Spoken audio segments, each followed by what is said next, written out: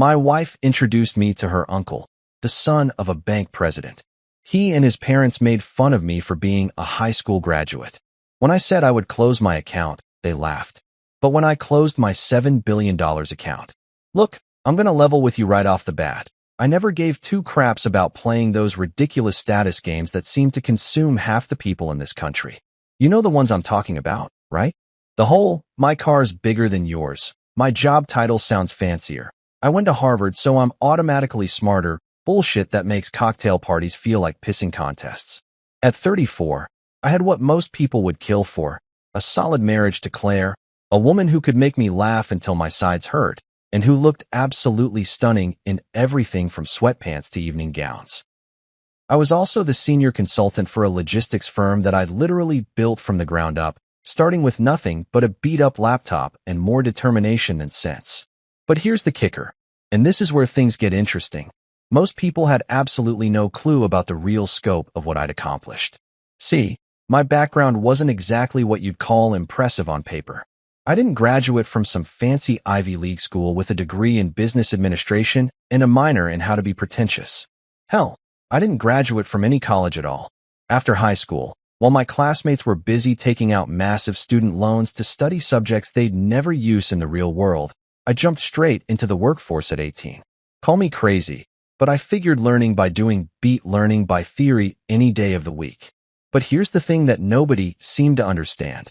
I had this weird gift for three things that actually matter in business: numbers, systems, and people. Numbers don't lie to you like people sometimes do. Systems either work or they don't.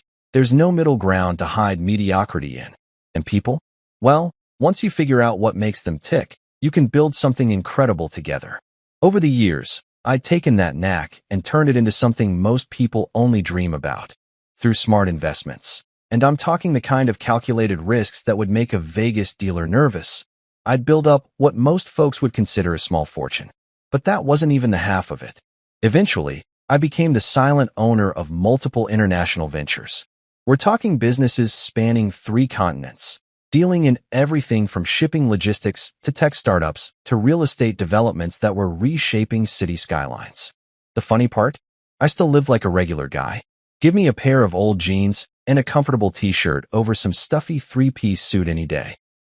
I drove a reliable car that got me from point A to point B without breaking down, not some flashy sports car that screamed, "Look at me, I'm compensating for something." My house was nice, but not ostentatious.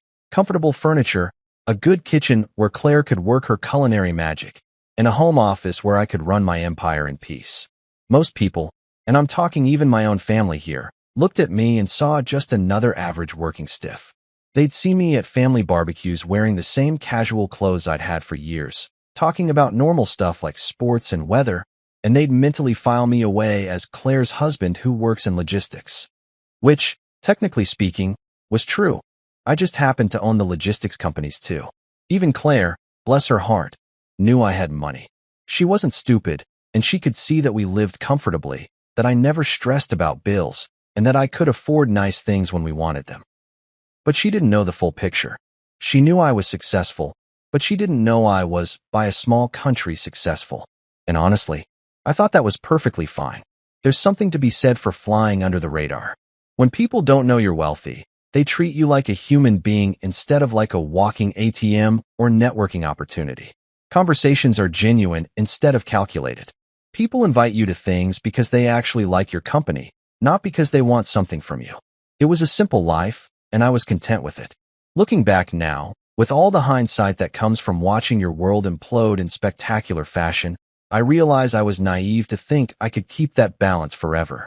The thing about money, especially the kind of serious money I'd accumulated, is that it has a way of making itself known eventually. It's like trying to hide an elephant in your living room by throwing a bedsheet over it. Eventually, someone's going to notice the giant elephant-shaped lump taking up half the space. But at the time, sitting in my comfortable little bubble of anonymity, I thought I had it all figured out. I was successful without the stress of everyone knowing about it. I was wealthy without the target on my back that usually comes with wealth. I had a wife who loved me for who I was, not what I could buy her. Life was good, simple, and uncomplicated. I should have known it was too good to last. I should have realized that Claire's family, with their old money roots and social climbing tendencies, would eventually want to pull me into their world of appearances and status games. And I definitely should have seen it coming when Claire started talking about introducing me to her uncle Leonard, the golden boy of the family banking dynasty. But hey, hindsight's 20/20ths, right? At the time, I was just a guy who'd worked hard, gotten lucky, and wanted to enjoy the fruits of his labor in peace. Little did I know that peace was about to become a very expensive luxury. So there I was, Thursday evening, sitting at our kitchen table demolishing what had to be the best lasagna this side of Little Italy. Claire had this incredible talent for taking simple ingredients and turning them into something that would make Gordon Ramsay weep tears of joy. I'm talking about the kind of comfort food that makes you forget all your problems and wonder why anyone ever invented restaurants in the first place. I was just reaching for my second helping. Okay, fine. It was my third. Don't judge me. When Claire dropped the bomb that would eventually blow up my nice, quiet life into a million pieces. Oh, by the way, she said, twirling her fork through her pasta like she was about to comment on the weather. My Uncle Leonard wants to meet you. She said it so casually, you'd think she was mentioning that the mailman had delivered a package or that we were running low on milk. I paused mid-bite, a forkful of cheesy goodness hovering somewhere between the plate and my mouth. Leonard? The banking guy. I knew exactly who she was talking about, of course. Leonard Morrison, the crown prince of the Morrison banking empire, son of Preston Morrison, who ran Summit Bank like it was his personal piggy bank. Claire had mentioned him before in passing. Usually when she was talking about family gatherings, I'd conveniently found excuses to miss. That's the one, Claire nodded, taking a sip of the wine I'd grabbed from our collection. Not gonna lie, I had pretty decent taste in wine for a guy who supposedly just worked in logistics. He's very well connected, you know. His father runs Summit Bank, and Leonard's being groomed to take over eventually. This could be really good for you, honey. Now, here's where I should probably mention something important about my relationship with Claire's family. They came from what people like to call old money. The kind of wealth that's been passed down through generations like a family heirloom, complete with all the pretentious attitudes and social expectations that come with it. They had trust funds, country club memberships, and the kind of family trees that genealogists get excited about. Meanwhile, I came from the kind of family where a fancy dinner meant we splurged on name-brand ketchup instead of the store brand. Good for me how exactly? I asked, genuinely curious about where this was heading. In my experience, when someone with old money wants to help someone without it, there's usually a catch somewhere in the fine print. Claire leaned forward with that enthusiastic expression she got when she thought she'd solved all my problems. Well, you know, networking. Leonard knows everyone in the financial world. He could introduce you to potential clients, maybe help you expand your consulting business. You're always talking about growing the company, right? The irony was so thick you could cut it with a butter knife. Here was my wife, bless her heart, thinking I needed help expanding a business empire that already spanned multiple continents. It was like someone offering to teach Michael Jordan how to play basketball or suggesting that Gordon Ramsay might benefit from a cooking class at the local community center. But how could I explain that without revealing the full extent of what I'd built? Claire knew I was successful. She could see that we lived comfortably, that I never stressed about money, that I could afford nice things when we wanted them. But she thought successful meant I made good money as a consultant, not that I could buy and sell most of the companies Leonard probably considered impressive. I don't really need connections, babe, I said carefully, trying to find the right balance between truth and discretion. The business is doing pretty well on its own. Claire waved her hand dismissively, like I was being modest for no reason. Oh, come on. Everyone can use good connections. Besides, Leonard's really curious about you. I've told him you're smart and hardworking, and he wants to meet the man who swept me off my feet. I had to bite back a laugh at that. If Leonard was anything like the typical banking heir I'd dealt with in my business ventures, he was probably curious about me the same way a cat is curious about a mouse, as something amusing to play with before moving on to more important matters. He's a bit blunt, Claire continued, using that tone people use when they're trying to warn you about someone without actually warning you. But don't take it personally. That's just how he is. Once you two start talking business, I'm sure he'll respect you. He respects success, and you're definitely successful. Again with the irony. If Leonard respected success, he was about to meet more of it than he could handle. But Claire didn't know that, and something told me this meeting was going to be a masterclass in assumptions and misconceptions. Besides, Claire added, warming to her subject, it'll be good for you to meet more people from my family. I know you've been avoiding some of the gatherings, but Leonard's different. He's accomplished something on his own merit, not just inherited everything. I almost choked on my wine at that one. From what I'd heard through Claire's family gossip network, Leonard's biggest accomplishment was being born with the right last name. Sure, he worked at the bank, but calling it his own merit was like saying a NASCAR driver built his own racetrack. When and where? I asked, figuring I might as well get this over with. Besides, there was a part of me, the part that had always enjoyed a good challenge, that was curious to see exactly how far up their own asses the Morrison family had their heads. This Saturday at Meridian. You know, that steakhouse downtown.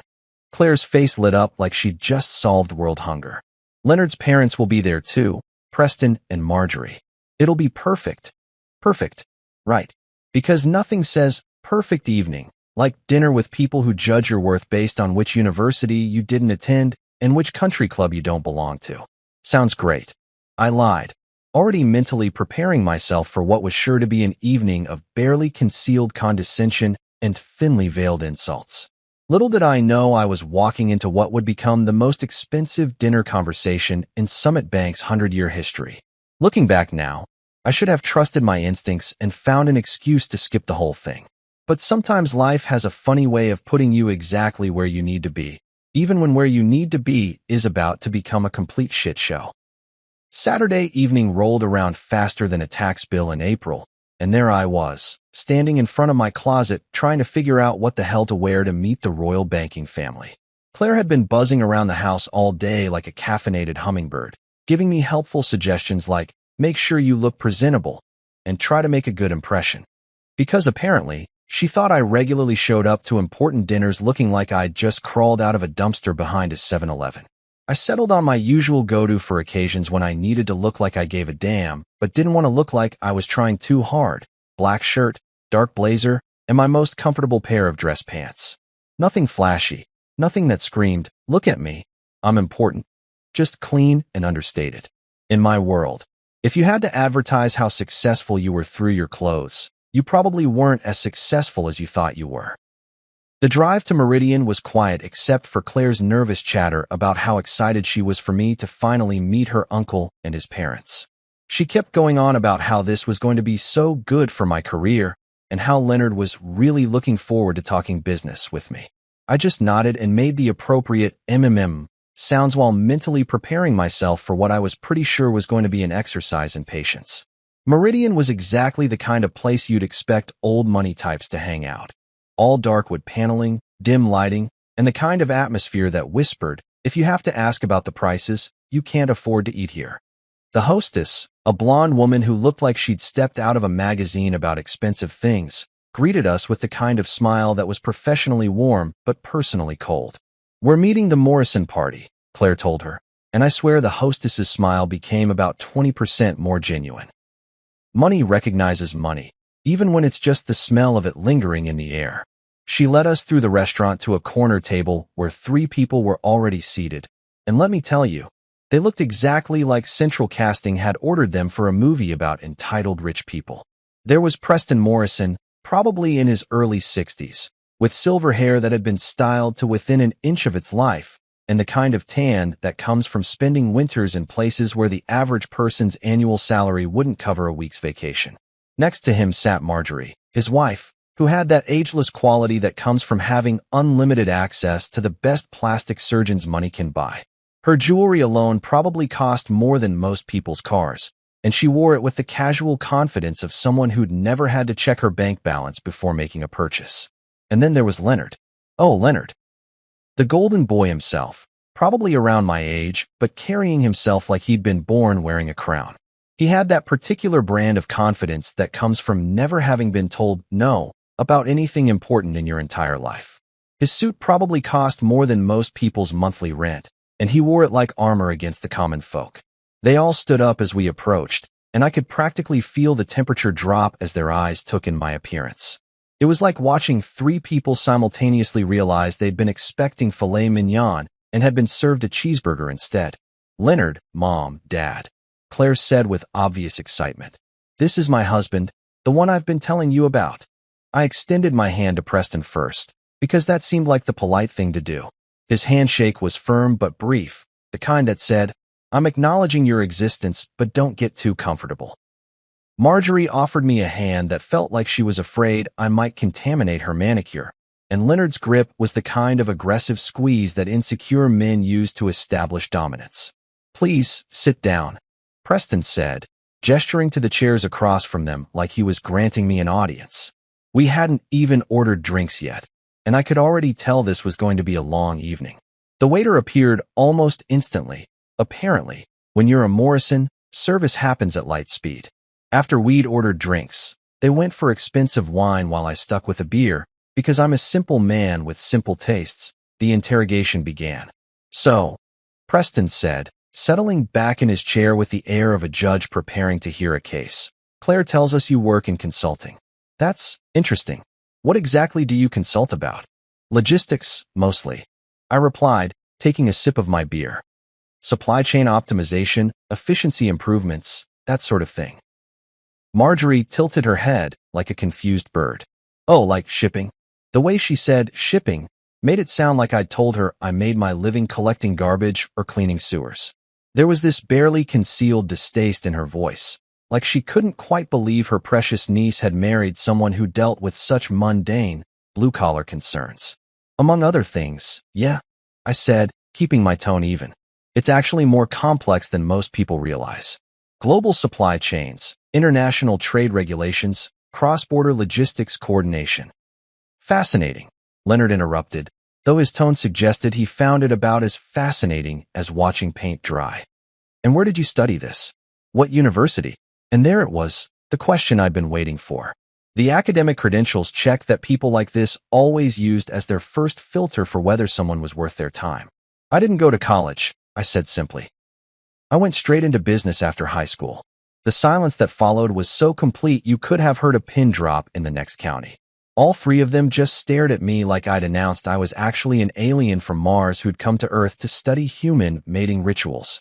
Preston recovered first, clearing his throat with the kind of diplomatic cough that probably served him well in board meetings. Well, that's quite entrepreneurial of you. The way he said entrepreneurial made it clear he meant stupid, but was too polite to say it directly. Marjorie's eyebrows had climbed so high they were practically hiding in her hairline, and Leonard was looking at me like I was a fascinating specimen he'd found under a microscope. The look they exchanged between the three of them was the kind of silent communication that only comes from years of shared snobbery. It was the look that said, "Oh honey, we were expecting someone impressive, and instead we got this." And that, ladies and gentlemen, was when I knew this evening was going to be absolutely fucking epic. What happened next was like watching a masterclass in passive-aggressive warfare, except instead of being the observer, I was the target sitting in the middle of the battlefield with a bullseye painted on my forehead. If you've ever wondered what it feels like to be slowly dissected by people who consider themselves your intellectual superiors, well, buckle up, Buttercup, because I'm about to give you a front-row seat to the show. Marjorie was the first to reload her weapon after that nuclear silence. She gave me what I can only describe as the kind of smile you'd give a toddler who just proudly announced they'd eaten their own boogers. "Oh, so you're self-taught," she said, her voice dripping with the kind of sympathy usually reserved for terminal cancer patients. "That's so very brave of you." Brave. Like I'd climbed Mount Everest in flip-flops instead of choosing to skip 4 years of overpriced education to start making actual money. The way she said it made it clear that in her world, self-taught was just a polite way of saying too poor and stupid for real school. Leonard, not to be outdone by his mother in the art of subtle insults, let out this little chuckle that sounded like a hyena choking on its own smugness. He turned to his father with the kind of theatrical gesture that belonged on a soap opera. "Uncle Preston, can you even imagine trying to run a major business with only a high school diploma? I mean, that's really quite rare these days, isn't it?" The emphasis he put on rare made it clear he meant impossible, but was trying to sound diplomatic about it. It was like listening to someone say, "Bless your heart," while simultaneously planning your funeral. Preston, who was clearly the master of this particular family sport, nodded sagely like Leonard had just made some profound observation about the nature of human intelligence. Indeed, Leonard, in today's complex business environment, one really needs a solid educational foundation. Harvard Business School teaches principles that simply can't be learned anywhere else. Ah yes, Harvard Business School. The magical place where they apparently teach you how to lose $7 billion without breaking a sweat. But I'm getting ahead of myself. Of course, Marjorie chimed in, apparently not content to let the men have all the fun. There's something quite refreshing about the old-fashioned approach. So authentic. She said authentic the way most people would say quaint or adorable. Like I was a cute little folk art project she'd discovered at a rural craft fair. Claire, bless her oblivious heart, was sitting there sipping her wine like this was perfectly normal dinner conversation. Every now and then she'd nod along like they were discussing the weather instead of systematically dismantling her husband's credibility one backhanded compliment at a time. You know, Leonard continued, warming to his subject like a stand-up comedian who'd found his rhythm. I have so much respect for people who make it work without the advantages of proper education. It must be incredibly challenging to compete in sophisticated markets when you're, what's the phrase, flying by the seat of your pants? Flying by the seat of my pants. Right. Because apparently turning a high school education into a multi-billion-dollar international business empire was just dumb luck and good timing. Like winning the lottery, except instead of buying one ticket, I'd somehow stumbled my way into owning the entire lottery system. Oh, absolutely. Marjorie agreed enthusiastically. It's so admirable when people make the best of their circumstances. I always tell my charity board that we shouldn't underestimate what people can accomplish even with limited opportunities. Limited opportunities. There it was, the real kicker. In their minds, I wasn't just uneducated. I was some kind of charity case who'd managed to scrape together a decent living despite my tragic lack of proper breeding and academic credentials. The waiter chose that moment to return for our dinner orders, and I swear he could sense the tension at the table. He kept glancing between us like he was watching a tennis match where one player was getting massacred but somehow kept getting back up for more punishment. After we'd ordered, and of course they all went for the most expensive items on the menu while making subtle comments about how I should try the business lunch special. It's quite reasonable. The conversation resumed with renewed vigor. You know what's really impressive though, Leonard said, leaning forward with fake enthusiasm, is that you've managed to keep Claire happy without being able to provide her with the lifestyle she grew up with. That takes real creativity. And there it was, the suggestion that I was some kind of financial burden on their precious princess. Never mind that Claire lived better with me than she ever had with her trust fund. Never mind that our house was nicer than anything she'd ever owned before. In their minds, if you didn't have the right pedigree, you couldn't possibly be providing adequately. Preston nodded approvingly at his son's observation. Yes, love conquers all, as they say. Claire's always been our little romantic, willing to overlook practical considerations for matters of the heart. Practical considerations, like the fact that I could buy and sell their entire social circle before lunch and still have enough left over to buy a small country for dessert. It's just so fortunate, Marjorie added with that same patronizing smile, that Claire has the family resources to fall back on if things get difficult. We always take care of our own, don't we, Preston? The implication was crystal clear. When this little experiment in marrying beneath her station inevitably failed, they'd be there to pick up the pieces and find Claire someone more suitable. But here's the thing about sitting there listening to people talk about you like you're some kind of financial deadbeat who got lucky. It gives you a lot of time to think. And what I was thinking, as I watched these three pompous assholes pat themselves on the back for their superior breeding and education, was how absolutely fucking hilarious this was going to be when the truth came out. They thought they were looking at a small-time consultant who'd married above his station. What they were actually looking at was someone who could end their family's banking dynasty with a phone call. But patience, I told myself. Let them have their fun. The night was still young, and the best was yet to come. By the time our overpriced steaks arrived, and let me tell you, for what they were charging, these cows should have been hand-massaged by Swedish supermodels and fed nothing but champagne and caviar. The conversation had settled into a rhythm that was as predictable as it was infuriating.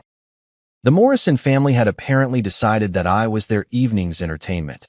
and they were determined to squeeze every drop of amusement out of mocking the poor, uneducated peasant who'd somehow managed to trick their precious Claire into marriage. I was about halfway through my ribeye, which was admittedly pretty damn good despite the company, when Preston decided to launch into what was clearly one of his favorite topics: the illustrious history and supreme importance of Summit Bank. You know how some people collect stamps or vintage cars? Well, Preston collected opportunities to brag about his family's financial institution like it was the eighth wonder of the world. You know, he said, cutting into his steak with the precision of a surgeon, Summit Bank has been serving this community's most distinguished families for over a century now. We're not just a bank. We're a cornerstone of financial stability for people who understand the value of tradition and excellence. Leonard nodded along like his father was delivering the Gettysburg Address instead of a corporate sales pitch. That's right, Dad. We're very selective about our clientele. It's not about the size of the account. Well, not entirely. It's about maintaining relationships with families who share our values. I had to bite my tongue to keep from laughing out loud at that one. Not entirely about the size of the account. Right. Because I'm sure they were turning away billionaires left and right because they didn't have the proper breeding credentials. Marjorie dabbed at her lips with her napkin like she was posing for a painting. Oh yes, we've had to turn away quite a few. Shall we say nouveau riches? People who think that just because they've made some money, they automatically deserve access to our services. The irony was so thick you could have served it as dessert. Here they were, talking about nouveau riches like it was some kind of disease, when in their minds I was apparently so far down the social ladder that I didn't even qualify for nouveau status. I was just poor riche, I guess. It's fascinating, really, Leonard continued, clearly enjoying himself, how some people think banking is just about deposits and withdrawals. They don't understand that what we provide is so much more than that. It's prestige, connections, access to opportunities that simply aren't available to everyone. Preston raised his wine glass like he was about to make a toast. Exactly, son. Summit Bank isn't just where you keep your money. It's a statement about who you are and what you've achieved in life. Now, I'd been sitting there for the better part of 2 hours, taking their shit with a smile and the patience of a saint. But something about that particular comment, the smugness, the self-importance, the complete dismissal of anyone who didn't meet their arbitrary standards, finally got under my skin. Funny you should mention that, I said, setting down my fork and leaning back in my chair. I've actually been thinking about moving my accounts elsewhere. The effect was immediate and hilarious. All three of them stopped mid-chew like I'd just announced I was planning to rob their precious bank instead of simply taking my business somewhere else. Preston's eyebrows shot up so fast I was worried they might achieve escape velocity. Oh, Marjorie said, trying to sound casual but failing spectacularly. And why is that? I shrugged, playing it off like it was no big deal. Just shopping around, you know? Seeing what other banks have to offer. Maybe finding somewhere that's a little more, how did you put it, welcoming to different types of clients. Leonard, who had been mid-sip of his wine, actually snorted. Not a polite little cough, but a full-on, liquid coming out of his nose snort. He quickly grabbed his napkin to clean up the mess, but not before giving me a look that was equal parts amusement and condescension. Oh, please, he said, once he'd recovered from his wine-snorting incident. Go ahead and move your account. I'm sure losing one regular checking account won't exactly make a dent in our books. Regular checking account. Oh, sweet, naive Leonard. If only you knew that my regular checking account contained enough money to buy your precious bank 3 times over and still have enough left for a nice vacation. Preston, apparently feeling left out of the fun, decided to pile on. Yes, Leonard's quite right. Summit doesn't depend on small-timers for our success. We deal in billions, not, well, whatever it is you're working with. Small-timers. Billions. The man was practically handing me comedy gold on a silver platter. Here I was, sitting across from the president of Summit Bank, while he bragged about dealing in billions and dismissed me as a small-timer. It was like watching someone brag about how tough they were while unknowingly picking a fight with a Navy SEAL. Billions, huh? I said, taking another sip of my beer. That's impressive. Oh yes, Marjorie chimed in, apparently not wanting to be left out of the family sport of financial dick measuring. Preston has grown Summit's assets under management to over $15 billion. We're one of the most successful regional banks in the country. 15 billion. I had to work very hard to keep my expression neutral at that number. See, here's the thing about my particular situation that made this moment so absolutely delicious. My primary account with Summit Bank, the one they were so casually dismissing as inconsequential, contains $7 billion in liquid assets. That's not counting my long-term holdings, my international investments, or the various other accounts I had scattered across different institutions. In other words, my single regular checking account represented nearly half of their entire bank's assets under management. But they didn't know that. In their minds, I was just some blue-collar guy with maybe a few $1,000s to my name. Leonard leaned forward with that same smug expression he'd been wearing all evening. You know what? I'm actually curious now. What exactly would it take to keep your business? Are we talking about waiving a monthly fee? Throwing in some free checks? The condescension in his voice was so thick you could have spread it on toast. Free checks. The man was offering me free fucking checks like I was some kind of charity case. I smiled back at him, and for the first time that evening, it was a completely genuine smile. Oh, don't worry about it. I'm sure you're right. Losing my account probably won't even register on your radar. And that, my friends, was the moment when I decided that Preston Morrison and his arrogant family were about to learn a very expensive lesson about making assumptions. The ride home from Meridian was quieter than a funeral procession, except instead of mourning someone's death, I was quietly planning the financial assassination of an entire banking dynasty. Claire sat in the passenger seat, humming some tune she'd heard on the radio earlier, completely oblivious to the fact that her husband had just been declared war on by her own family. And that said husband was about to return fire with the economic equivalent of a nuclear weapon. Well, that went well, Claire said cheerfully as we pulled into our driveway. She had this amazing ability to rewrite history in real time, turning what had clearly been a disaster into some kind of social victory. I think they really liked you once they got to know you. I stared at her for a moment, wondering if we'd attended the same dinner or if she'd somehow been transported to an alternate dimension where her family hadn't spent the entire evening treating me like something they'd scraped off their shoe. Really? That's your takeaway from tonight? Oh, come on, she said, waving her hand dismissively as we walked toward the front door. You know how they are. They're just particular about people. But once you prove yourself, they'll come around. Prove myself. Right. Because apparently building a multi-billion-dollar business empire from scratch wasn't proof enough of anything except my lack of proper breeding credentials. I unlocked the front door and we stepped inside, Claire immediately kicking off her heels and sighing with relief. My feet are killing me. Those shoes look amazing, but they're torture devices in disguise. Claire, I said, following her into the living room. We need to talk about what happened tonight. She turned around with that slightly exasperated expression she got when she thought I was being overly dramatic about something. What about it? Look, I know they can be a little intense sometimes, but that's just their way. They don't mean anything by it. They called me uneducated trash, Claire, for 2 straight hours. They did not, she protested, though her voice had that slight uncertainty that meant she knew damn well they had. They were just curious about your background. There's nothing wrong with that. Curious? I couldn't help but laugh at that one. Your uncle offered me free checks like I was some kind of charity case. Your aunt talked about me like I was a fascinating specimen from the wrong side of the tracks.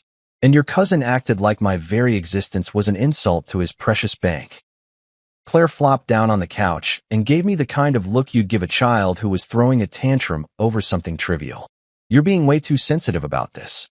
So what if they asked about your education? So what if they made a few jokes? That's just how wealthy families operate. They test people. It's not personal. Not personal. Jesus Christ, if that wasn't personal, I'd hate to see what they considered a direct attack.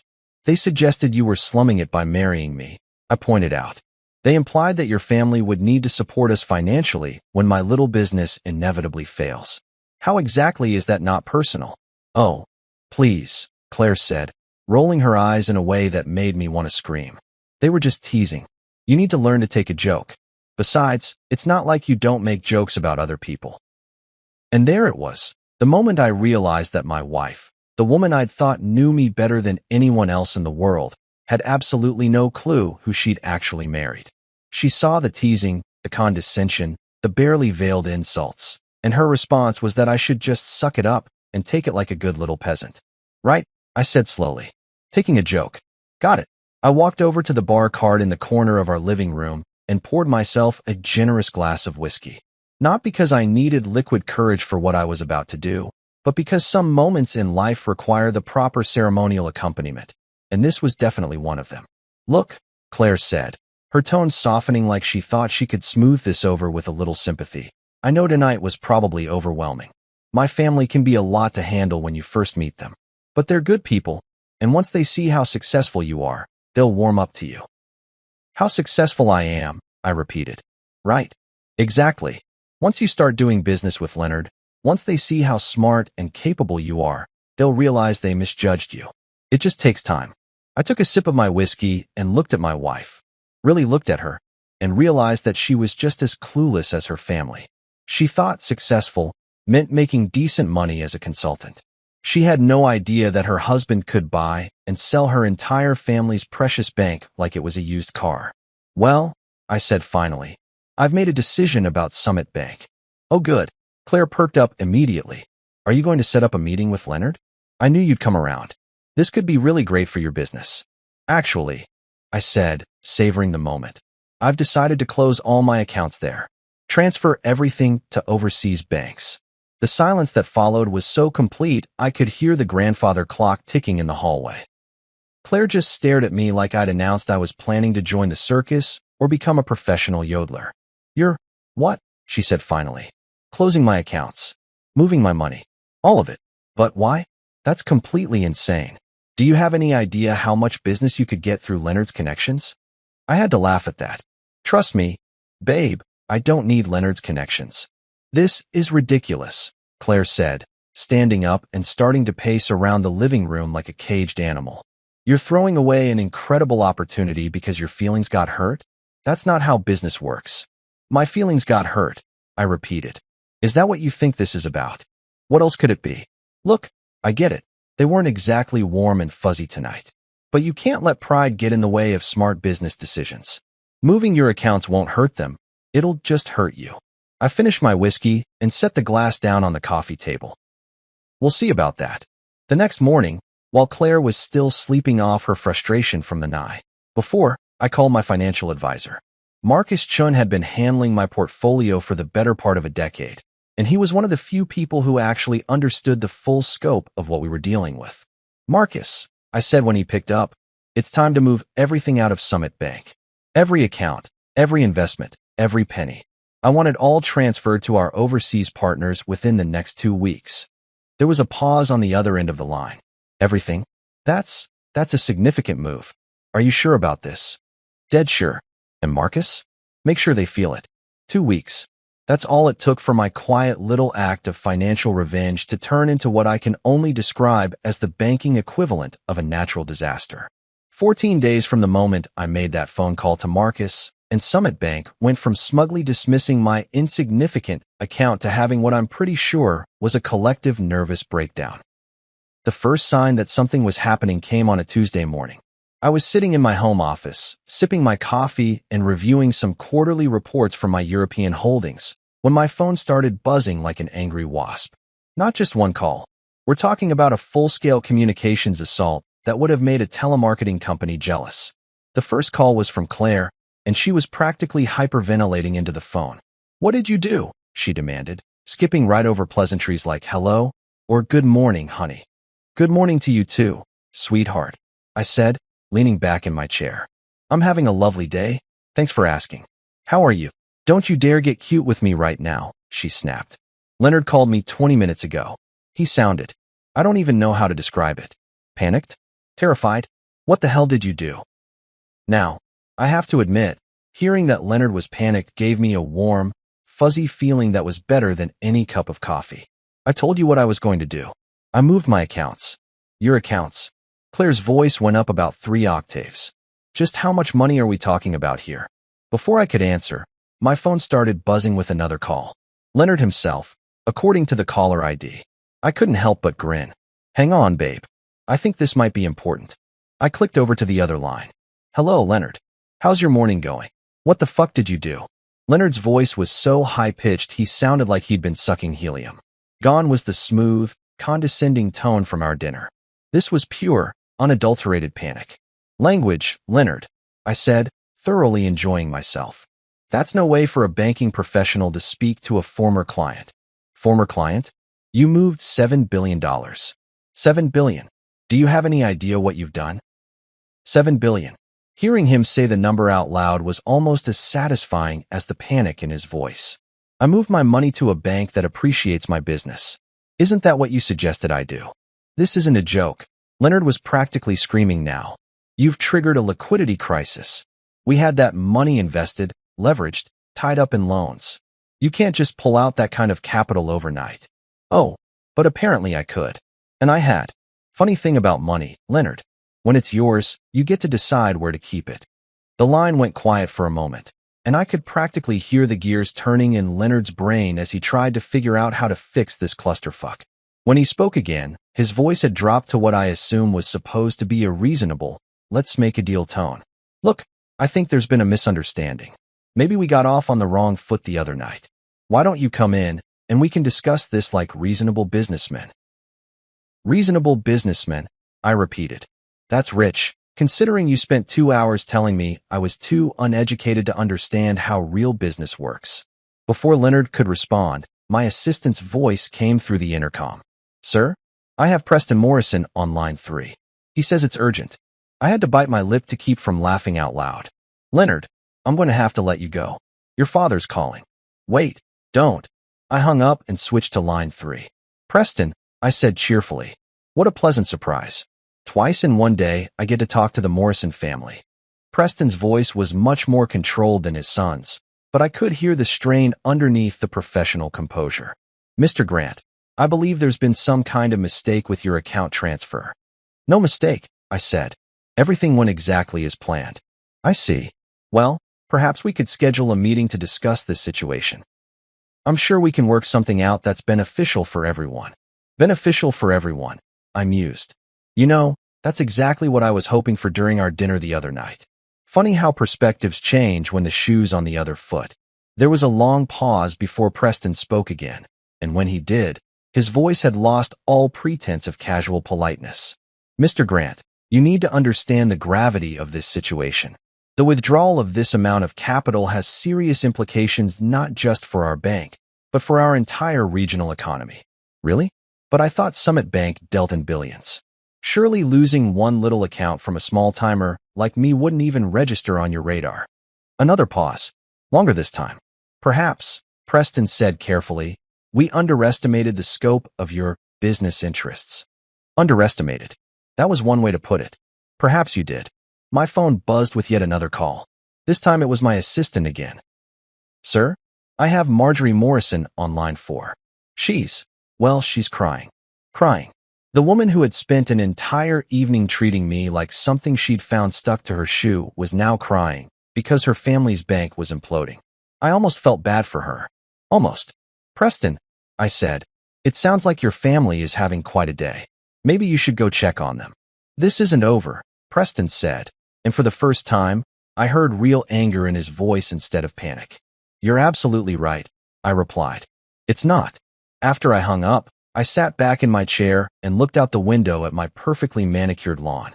Somewhere across town, the Morrison family was probably having the worst day of their privileged lives, watching their century-old banking empire teetering on the edge of collapse because they'd decided to mock the wrong guy at dinner. My assistant's voice came through the intercom again. Sir, there's someone here from Summit Bank's board of directors. He says they've called an emergency meeting. I checked my watch. It wasn't even noon yet, and Summit Bank's board was already in crisis mode. Marcus had warned me that pulling out $7 billion overnight would cause problems, but even I hadn't expected this level of chaos this quickly. Tell him I'll be right there, I said, straightening my tie. Time to go watch a banking dynasty crumble in real time. And the best part? The show was just getting started. Walking into Summit Bank's main building felt like entering a war zone where the war was being fought with calculators and panic attacks instead of guns and bombs. The lobby, which normally buzzed with the quiet efficiency of financial professionals going about their business, had the frantic energy of an emergency room during a multi-car pileup. Employees were scurrying around with stacks of papers. Phones were ringing nonstop, and I could see more than a few people who looked like they were seriously considering updating their resumes. The receptionist, a young woman who probably made more in a year than most people's parents, looked up at me with the kind of desperate expression usually reserved for people who've just watched their house burn down. "Mr. Grant, they're waiting for you in the main boardroom. 32nd floor, elevator bank to your right." I thanked her and made my way to the elevators, passing clusters of employees who were having hushed, urgent conversations. I caught fragments of words like liquidity crisis, emergency protocols, and how the hell did this happen? It was like walking through the financial equivalent of a natural disaster site. The elevator ride to the 30th floor was probably the longest minute and a half of my life, not because I was nervous, but because I was trying so hard not to laugh out loud that I was practically giving myself an aneurysm. By the time the doors opened, I had composed myself enough to look appropriately serious for what was about to be the most satisfying business meeting of my entire career. The boardroom was exactly what you'd expect from a century-old bank trying to prove its importance. All dark wood paneling, leather chairs that probably cost more than most people's cars, and oil paintings of dead white guys who'd apparently been very important at some point in banking history. But the atmosphere in the room was anything but impressive. It felt more like a funeral parlor where everyone was still arguing about how the deceased had died. Preston Morrison sat at the head of the table, looking like he'd aged about 10 years since our dinner 2 weeks ago. His usually perfect silver hair was slightly disheveled, and there were dark circles under his eyes that suggested he hadn't been sleeping well. Marjorie sat to his right, her designer makeup doing its best to hide what appeared to be genuine distress. And Leonard. Oh, Leonard looked like he'd been hit by a truck, backed over by the same truck, and then had the truck parked on his chest for good measure. "Mr. Grant," Preston said, standing up as I entered the room. His voice was carefully controlled, but I could hear the strain underneath. "Thank you for agreeing to meet with us." "Of course," I said. Taking the seat across from them like this was just another business meeting instead of the financial apocalypse I'd single-handedly triggered. I have to say, this is a much nicer venue than our last conversation. The silence that followed was so thick you could have cut it with a chainsaw. Preston cleared his throat and sat back down, his hands folded on the table like he was trying to keep them from shaking. "Mr. Grant, that is, I believe we owe you an apology." "An apology?" From Preston Morrison. The man who'd spent an entire evening talking about me like I was some kind of financial parasite was now apologizing. If someone had told me 2 weeks ago that this moment would happen, I'd have suggested they seek professional help. An apology for what, exactly? I asked, because I wanted to hear him say it. I wanted to hear every single word of their admission that they'd fucked up spectacularly. Preston's jaw tightened, but he pushed forward. "We regret our earlier comments. They were inappropriate and unprofessional." Inappropriate and unprofessional, I repeated slowly. That's one way to describe spending 2 hours mocking someone's education and calling them a financial burden. Marjorie, who had been sitting there looking like she was attending her own execution, finally spoke up. "We didn't mean, that is, we were just..." She trailed off, apparently unable to find words that would adequately explain away their behavior. "Which comments, specifically, are we talking about here?" I continued, because I was enjoying this way too much to let them off easy. "The ones about me being too uneducated to run a business? The ones about my money not matching? Or maybe the ones about Claire needing your family's financial support when my little consulting firm inevitably fails?" Leonard, who had been staring at the table like it held the secrets of the universe, finally looked up. His face was pale, and when he spoke, his voice cracked like a 13-year-old boy's. "We didn't know. I mean, we had no idea about the scope of your financial position." And there it was, the admission I'd been waiting for. They weren't sorry for being assholes. They were sorry for being assholes to someone who turned out to be richer than they were. "So you're not sorry for treating someone badly," I said. "You're sorry for treating the wrong someone badly." Preston held up his hand like he was trying to stop a runaway train. "That's not what we meant. We're genuinely sorry for our behavior, regardless of circumstances." "Circumstances," I laughed. "Is that what we're calling $7 billion now? Circumstances." The number hung in the air like a nuclear bomb that had just been dropped on the table. I watched as the full reality of what had happened settled over them like a heavy blanket. $7 billion. Nearly half of their bank's total assets under management. Gone. Overnight. Because they decided to play status games with the wrong guy. Marjorie's hands were actually trembling now. Mr. Grant, surely we can work something out. There must be some way to resolve this situation that works for everyone. Resolve this situation, I said. You mean the situation where your bank is now teetering on the edge of collapse because you assumed I was some kind of charity case? Leonard leaned forward desperately. Look, we fucked up. We admit it. We were wrong about everything. But pulling your money out like that, it's not just hurting us. There are innocent people who work here, people who had nothing to do with what happened at dinner. That actually gave me pause for a moment. He was right. There were probably hundreds of employees at Summit Bank who were now facing unemployment because their bosses had terminal cases of elitist assholery. But then I remembered the way they'd talked about me, the condescension, the barely concealed disgust, and my sympathy evaporated like morning dew. You know what, Leonard? You're absolutely right. There are innocent people who are going to suffer because of this. But here's the thing. They're not suffering because I moved my money. They're suffering because you and your family are apparently too stupid to run a bank without insulting your biggest clients. Preston's face was getting redder by the minute. Mr. Grant, what exactly do you want from us? What did I want? That was a damn good question. I wanted them to understand what it felt like to be dismissed and belittled. I wanted them to realize that their century of inherited privilege didn't make them better than anyone else. I wanted them to learn that actions have consequences, even when you're rich and connected. But mostly, I wanted them to squirm a little bit more before I decided whether or not to completely destroy their family's legacy. I was just about to answer Preston's question about what exactly I wanted from them. And let me tell you, I had some very creative ideas brewing. When the boardroom door opened with the kind of dramatic timing that Hollywood screenwriters dream about. The whole room turned to look, and I swear you could have heard a pin drop in the next county. In walked Miles Barrett, chairman of Summit Bank's board of directors. And let me tell you something about Miles. This guy was old-school banking royalty.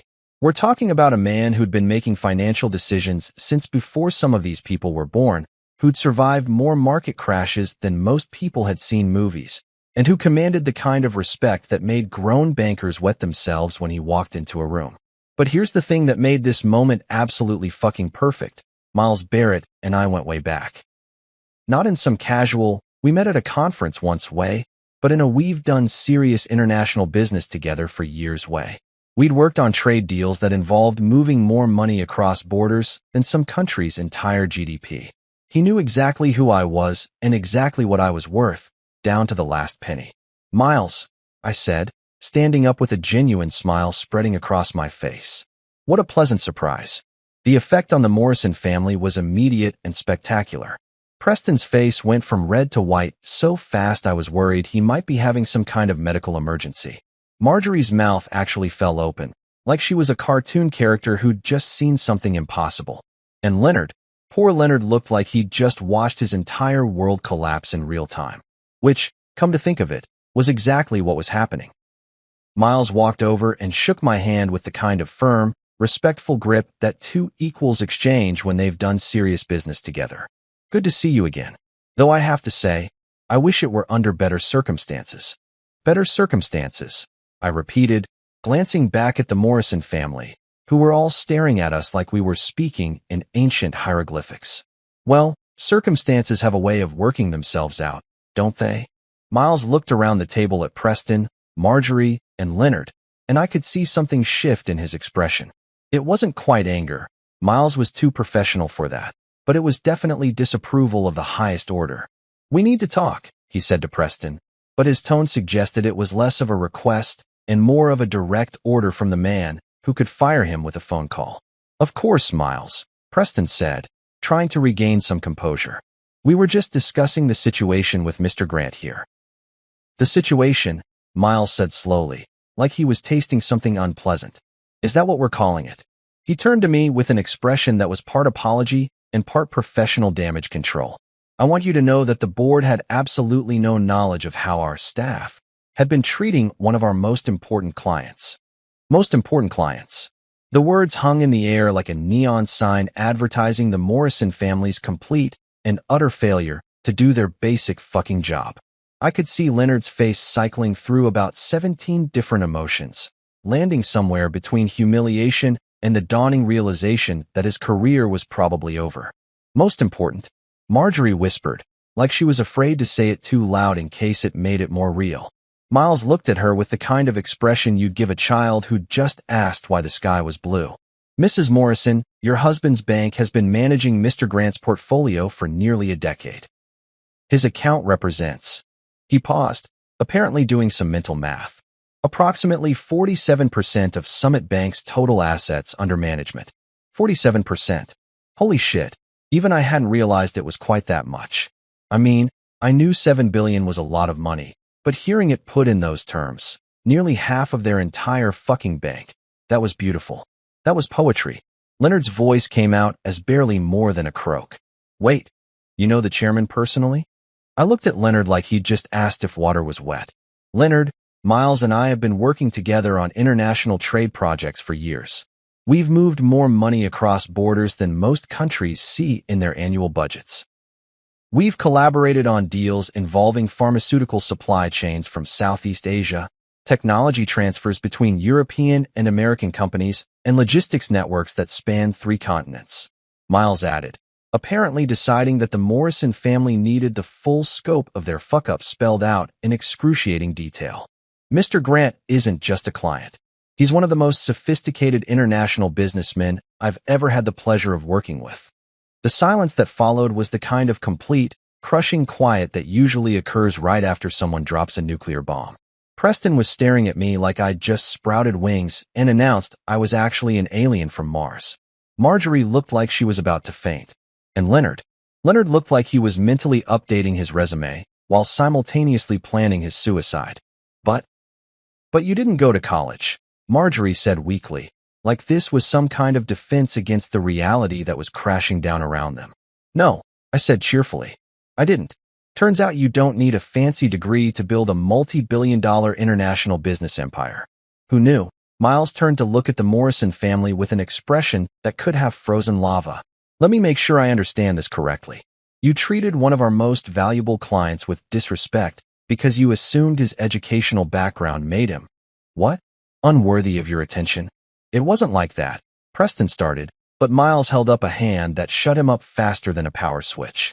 Actually, let me tell you exactly what it was like, Miles said, his voice getting colder with every word.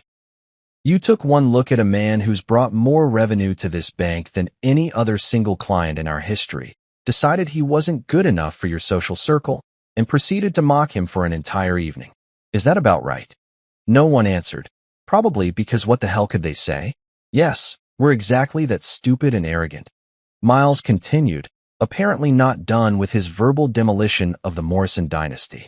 Do you have any idea what this is going to cost us? Not just the immediate liquidity crisis, but the reputation damage? Word is already spreading through the financial community that Summit Bank drove away a multi-billion-dollar client because of personal prejudice. Miles, Preston said desperately, surely we can work something out. This is all just a misunderstanding. A misunderstanding, Miles repeated. Preston, you've been in banking for 30 years. Tell me, in your professional opinion, what do you think happens to banks that insult their biggest clients? Preston's mouth moved, but no sound came out. He looked like a fish that had been pulled out of water and was slowly suffocating on dry land. Miles turned back to me, and his expression softened considerably. I want you to know that the board is taking this matter very seriously.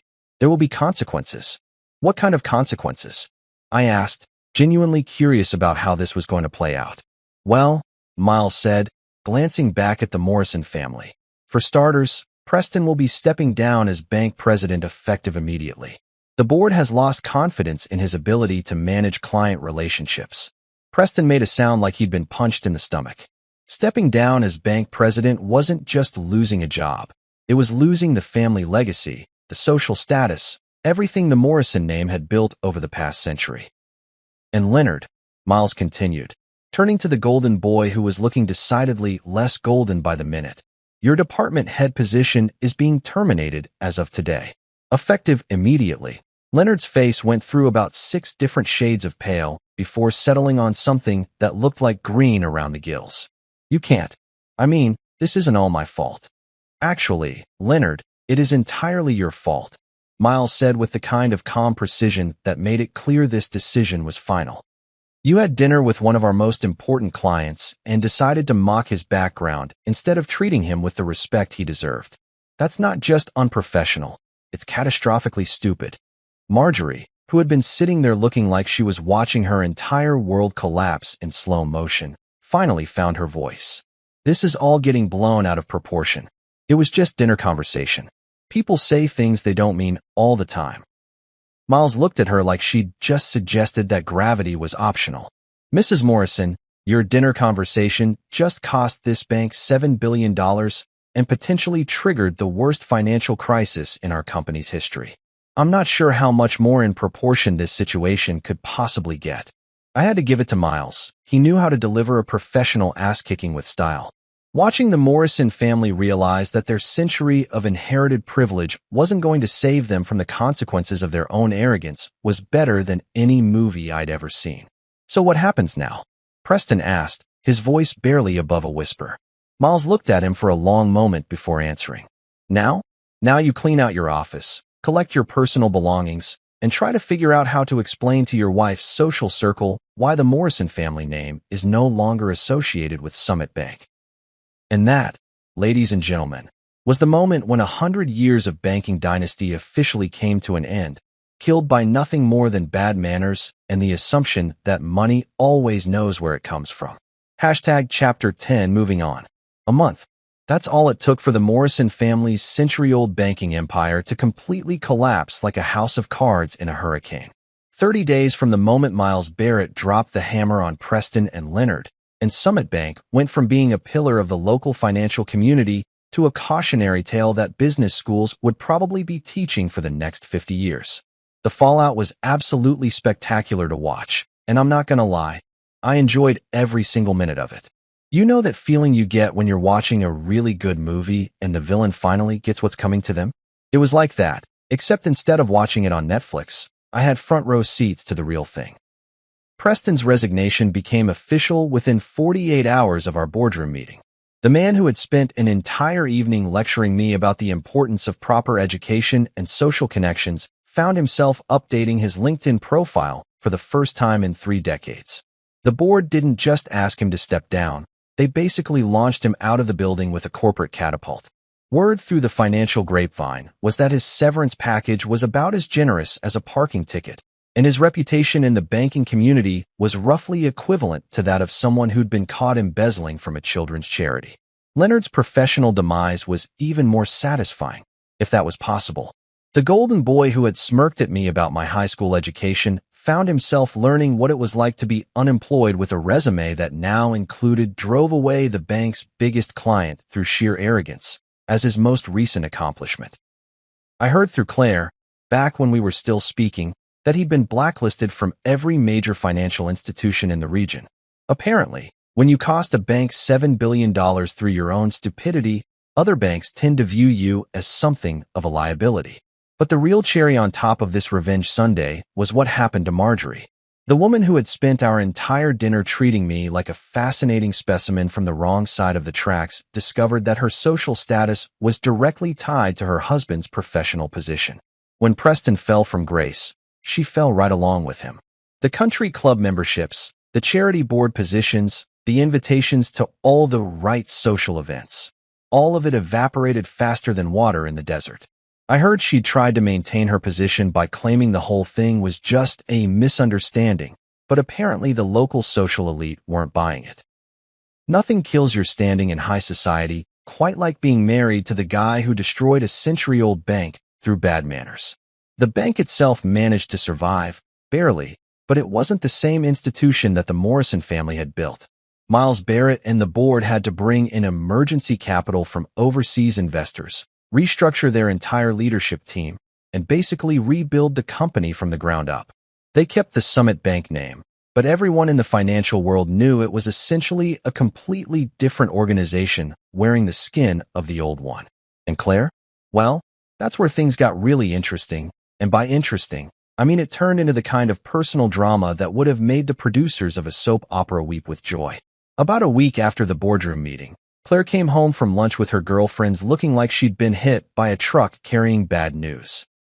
She walked into our living room where I was reading a book about international trade regulations. Light reading, I know, and just stood there staring at me like she was seeing me for the first time. "Is it true?" she asked without any preamble. "Is what true?" I replied, though I had a pretty good idea where this was heading. "The money. All of it. Sarah Henderson's husband works at Summit, and he told her things about your accounts that I can't even." She trailed off, apparently unable to finish the sentence. I set down my book and looked at my wife, really looked at her, and realized that this was the moment our marriage was either going to survive or completely implode. "What specifically did Sarah Henderson's husband tell her?" "He said you had $7 billion in that bank." $7 billion. With AB. She said it like she was announcing that I'd been diagnosed with a terminal illness. "He said you've been one of their biggest clients for years, that you own companies all over the world, that you're actually rich," I suggested. "Successful? Everything you thought I wasn't." Claire sat down hard on the couch like her legs had given out. "Why didn't you tell me? How could you not tell me something like that?" It was a fair question, and one I'd been asking myself a lot lately. Because I liked being married to someone who loved me for who I was, not what I could buy them. Because I enjoyed having a wife who didn't see dollar signs when she looked at me. "But I had a right to know," she protested. "We're married. Married people don't keep secrets like that from each other." "Really?" I asked. "Because you seemed perfectly fine with keeping the secret that your family thought I was trash. You sat there for 2 hours while they mocked me, and you said nothing. You told me I was being too sensitive, that I should learn to take a joke. So forgive me if I'm not entirely convinced about your commitment to honesty in this marriage." That shut her up for about 30 seconds, which might have been a new record. When she finally spoke again, her voice was different, harder, more calculating. "Do you have any idea how humiliated I am? My entire family is a laughingstock because of what you did. Preston's career is over. Leonard can't find work anywhere. And my mother calls me crying every day about how you've destroyed the family name." And there it was. Not, "I'm sorry my family treated you terribly."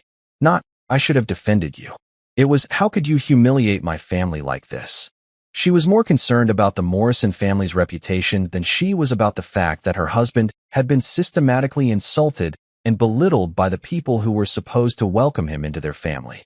"Your family destroyed themselves," I said calmly. "I just provided the consequences for their actions." "Consequences?"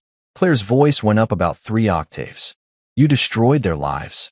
Preston worked his entire career to build that bank, and you tore it down in 2 weeks because your feelings got hurt." My feelings got hurt. Again, after everything that had happened, after watching her family's financial empire crumble because they couldn't be bothered to treat me with basic human decency, she still thought this was about hurt feelings.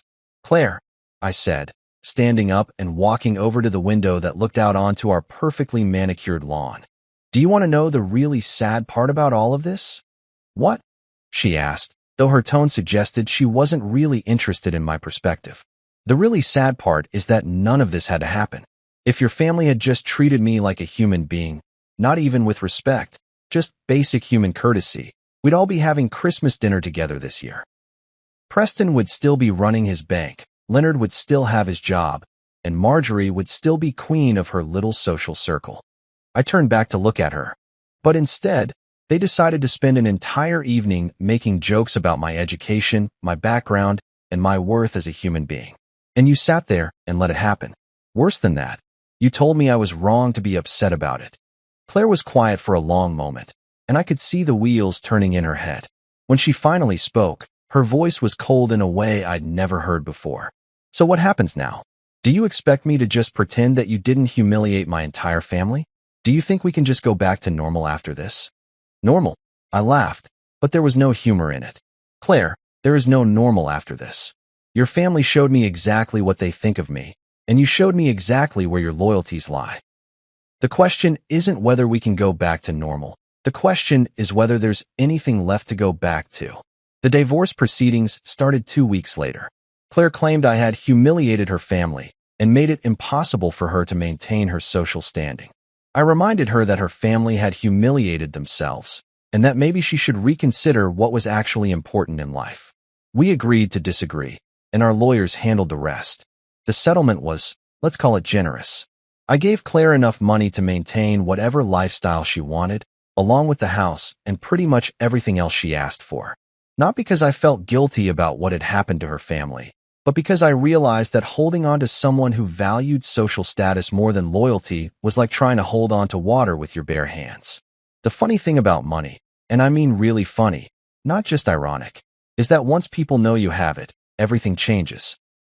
Suddenly, I was getting invitations to charity galas, investment opportunities, and social events that I'd never been invited to before. Business acquaintances who had barely acknowledged my existence were suddenly my best friends. It was like someone had flipped a switch and transformed me from an invisible nobody into the most popular guy in town. But here's what I learned from the whole experience. When people only want to know you because of your bank account, you're not actually popular. You're just a walking ATM machine. The invitations, the friendships, the business opportunities, they were all contingent on what I could do for other people, not on who I was as a person. So I did what any rational person would do in that situation. I kept my wealth exactly where it had always been, working quietly in the background while I lived my life on my own terms. I bought a smaller house in a different part of town, kept driving my reliable car, and continued wearing jeans and comfortable shirts because that's who I was, not who my money said I should be. These days, when I walk past a Summit Bank branch, and yes, they still exist, though they're shadows of their former selves, I can't help but smile. Not because I destroyed a family or ruined careers, but because I learned something valuable about human nature. People will judge you based on the most superficial criteria imaginable, and they'll treat you accordingly. But money, real money, has a funny way of revealing who people really are when the masks come off. The Morrison family thought a high school diploma meant I was nobody worth knowing. They learned, at the cost of $7 billion and their family legacy, that education and worth aren't the same thing. Sometimes the most important lessons are the most expensive ones, and sometimes the people who need to learn them the most are the ones who can least afford the tuition. And every now and then, justice actually does have a sense of humor. You don't forget the sound of betrayal. It doesn't come like thunder or warning bells. It comes sharp, sudden, like glass breaking inside your chest. That day started like any other. I was in the kitchen, half listening to the radio, swirling a spoon through my coffee while the morning sunlight poured through the window. I had just gotten back from the store with fresh bread and almond milk, Tessa's favorite, and I was humming some old tune without thinking. Life was ordinary. Simple. And then, all at once, it wasn't. I heard the door open, and I figured it was Tessa's sister dropping by again unannounced, like she always did. Alina. She had a way of walking into our home like she paid rent. She barely looked me in the eye most days, which I didn't mind. I tolerated her for my wife's sake. But that morning, she came in with a different kind of energy. Off. Nervous. Wide-eyed. And behind her was Tessa, her face already pinched with tension like she'd just been told someone died. I turned around slowly, coffee cup still warm in my hand, ready to say good morning. But I didn't get the chance. Adrian got me pregnant. 7 words. Just like that. Alina's voice cracked when she said it, and she even added a tremble to her lip, like some badly rehearsed play. And I stood there, frozen. The air stopped moving. My mouth opened, but no sound came out. I didn't respond, not because I was guilty, but because my brain refused to register that this was happening in real life. What kind of joke was this? But Tessa didn't ask me anything, didn't look for truth in my eyes. She didn't even blink. Her face twisted in pure disgust, and without hesitation, crack. Her palm collided with my cheek so violently that my head snapped sideways and the mug in my hand slipped, shattering on the tile floor. I didn't even bring my hand up to touch my face. I was too stunned, not because it hurt, but because in 1 second, the woman I had built a life with, shared secrets with, whispered to in the dark, had turned into a stranger with fire in her eyes and poison in her mouth. Tessa, I croaked, finally finding my voice. What the hell are you? But before I could finish, her brothers stormed in like they had been waiting outside the door with their sleeves rolled up. Jared and Marco, built like linebackers, always had something to prove. They didn't ask any questions either. Just grabbed me, one by each arm, and dragged me through the house like I was a stray dog tracking mud on white carpets. I was still barefoot, still wearing my old t-shirt, still trying to make sense of what the hell just happened. "Get your hands off me," I muttered, but it came out too soft, too confused. They weren't listening anyway. Once we were outside, Jared punched me in the stomach without warning. Marco shoved me against the fence so hard that I saw stars. I didn't fight back. I don't know why. Maybe I should have. Maybe I should have yelled, called them liars, thrown punches of my own. But I didn't. Neighbors peeked from windows. Someone across the street started filming. I caught the glint of a phone camera just as Jared spat at my feet and shouted, "You sick freak." My vision blurred, but not from pain. From shame. The kind that didn't belong to me but had been stuffed into my throat anyway. They left me there. Bruised. Humiliated. Alone. And Tessa? She didn't follow me outside. She didn't check to see if I could still stand. She just stood in the doorway, her arms crossed, her wedding ring still on her hand like it meant something. Her expression was a mixture of hurt and certainty, like she had already buried me in her mind. I limped to the edge of the street. My phone buzzed over and over. Messages from people I hadn't spoken to in months. Calls I didn't answer. I didn't know what I was supposed to say. "Hey, funny thing. My wife's sister accused me of something vile, and apparently I've already been tried, convicted, and sentenced before I could ask what the hell was going on." I went back inside and packed a bag. I didn't say goodbye. I didn't try to explain. What was the point? They didn't want the truth. They wanted a villain. Someone to blame. A man they could throw stones at and feel righteous for doing it. You spend your life building a home, thinking love means safety. But the truth is, people will turn on you the moment it's easier than asking hard questions.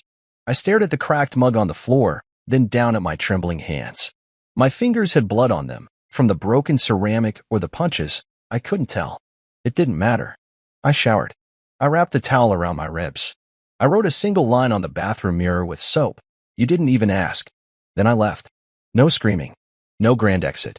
Just a man with a bruised jaw and an empty heart walking out of the life he thought was real. I didn't even know where I was going.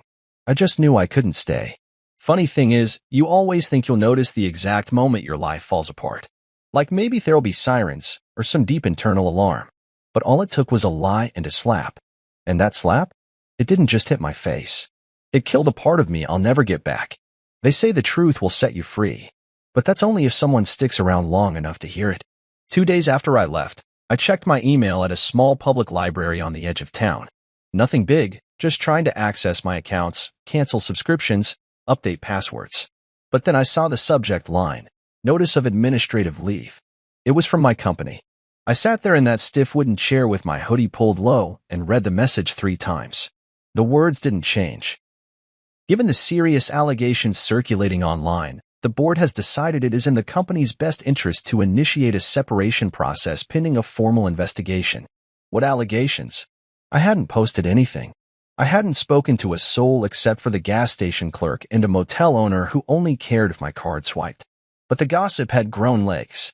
I logged on to social media, something I rarely used, and there it was. A thread. No names, but enough breadcrumbs for anyone who knew us. Married man. Sister-in-law. Scandal. Pregnancy. Betrayal. Justice. Posts littered with vague accusations, quotes taken out of context, and of course, people offering opinions like they were eyewitnesses. Men like this are everywhere. He deserves to rot. Why aren't more women believed? Trash. Just trash. It was like watching my own funeral, one held on the internet, where the crowd throws stones instead of flowers. By the 3rd day, my landlord texted, "Hey, man. Sorry. Just business. But the other tenants are concerned. I'll need you to vacate by the end of the week." I stared at my phone for a long time before typing out, "No problem. I'll be gone today." And I was. I didn't argue. Didn't beg. Didn't ask for time to explain. Because I understood something now. When you're accused of something, especially as a man, especially something vile, the truth doesn't matter, not right away. People choose a side, and most of them pick the one that lets them feel good about themselves. You'd be amazed at how fast a person becomes invisible. There was a bakery down the street I used to visit every morning. The owner, a sweet older lady named Mrs. Ingram, used to hand me my coffee with a smile and say, "Back at it again, huh?" I walked in one morning like always, only to see her freeze mid-pour. She looked at me, then down at the counter, then muttered, We're closed today. There were 3 people sitting behind me. A woman at the corner table whispered, "That's him." I walked out without saying a word. By day 5, my phone was practically useless. Tessa had blocked me. So had her mother, Eloise, and all the friends we used to invite over for wine nights and birthdays. Even people I barely knew, friends of friends, suddenly vanished from my contacts.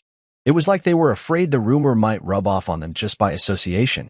I once helped Eloise move an entire patio set into her backyard during a heat wave. She'd called me the most dependable man in the family. Now she was on Facebook, commenting under a post about betrayal by blood, saying, "Some men are wolves in family clothing." Wolves. I wasn't even human anymore. I had kept my mouth shut after the slap, after the beating, after the shame. But reading that, it broke something small and final inside me. I wanted to scream, to fight back, to post screenshots, texts, voicemails, anything to defend myself. But I didn't have anything. Because there was nothing to prove. No secret meetings. No flirtation. No evidence. Because the thing they accused me of never happened. But proof wasn't necessary. Not when the lie was more exciting. A friend from college called me that evening. He was one of the few who hadn't ghosted me yet. "Hey man," he said, cautiously. "Look, I don't want to pry, but did you really?" I hung up before he finished. Because if someone who had known me for 10 years had to ask, then I didn't want to talk to him again. I checked into a cheap motel near the edge of the city and stared at the stained ceiling for hours, my mind spinning like a broken fan. How could a single sentence ruin a man's whole life? I thought about the moments I had given so freely, showing up early to family events, building furniture for Tessa's cousin when he moved, helping Alina install a bookshelf once while she scrolled on her phone and told me I missed a screw. Now I was a ghost in everyone's memory. A nightmare version of myself they could hate and forget without guilt. There was no court date, no trial, no report, just a story. And once it took root, it didn't need sunlight, just whispers. It wasn't about justice. It was about judgment, about moral performance, about looking like you believed women more than actually doing the work to find out what was true. And Alina, she played her part well. I heard from a friend of a friend that she was receiving sympathy gifts, people checking in, calling her brave. Her social media bio even said "Survivor Broken Heart." I wanted to throw up. Tessa didn't even text me. Not once. I checked my bank account and realized I couldn't afford to stay where I was much longer. My severance from the company was frozen, and there were whispers about possible legal action. For what? I didn't even know. And that's when the fear finally hit me. Not the fear of being hated, but the fear of being forgotten, of being no one, a name that meant nothing but shame. I looked in the mirror that night and barely recognized the man staring back. My beard had grown patchy. My eyes were dull. I looked guilty, and that terrified me. Because if I looked like that to myself, what did I look like to the world? You think rock bottom comes all at once. It doesn't. It comes slowly, layer by layer, until you realize no one is coming to save you. And if you want to survive, you'll have to become someone else entirely. I packed a small bag, sold the rest, and I bought a one-way ticket. No forwarding address. No destination that made sense. Just away. Away from the lie. From the slap. From the people who let it spread like fire while I stood in the middle, burning. When you reach the point where even your name feels like a burden, it's time to let it go. That morning, I walked into a small travel agency tucked between a laundromat and a pawn shop, the kind of place most people overlook. The bell above the door jingled like it hadn't been touched in years. A young woman behind the counter looked up from a crossword puzzle and asked, "Where to?" I hesitated. "Anywhere but here," I said quietly. She laughed like I was joking, but I wasn't. I didn't care where I ended up. I just needed a ticket, a direction, and a chance to disappear. By the end of the day, I was seated on a bus heading to a town I couldn't pronounce, with a fake name and a duffel bag containing everything I had left, 2 changes of clothes, a pair of boots, my old laptop, and a brown leather notebook filled with sketches, journal entries, and reminders of the man I used to be. The ride was long and quiet. I sat near the back, watching the landscapes change, city buildings giving way to dry fields, then forests, then a coastline that stretched like it had no end. Somewhere along the way, I stopped counting the hours. I didn't sleep. I didn't eat much. I just stared and thought. It's strange, the kind of silence that settles in after your life explodes. It's not peace. Not at first. It's more like a numb fog, the absence of noise that leaves room for guilt and confusion to echo louder. I kept replaying it in my head. The slap. The lie.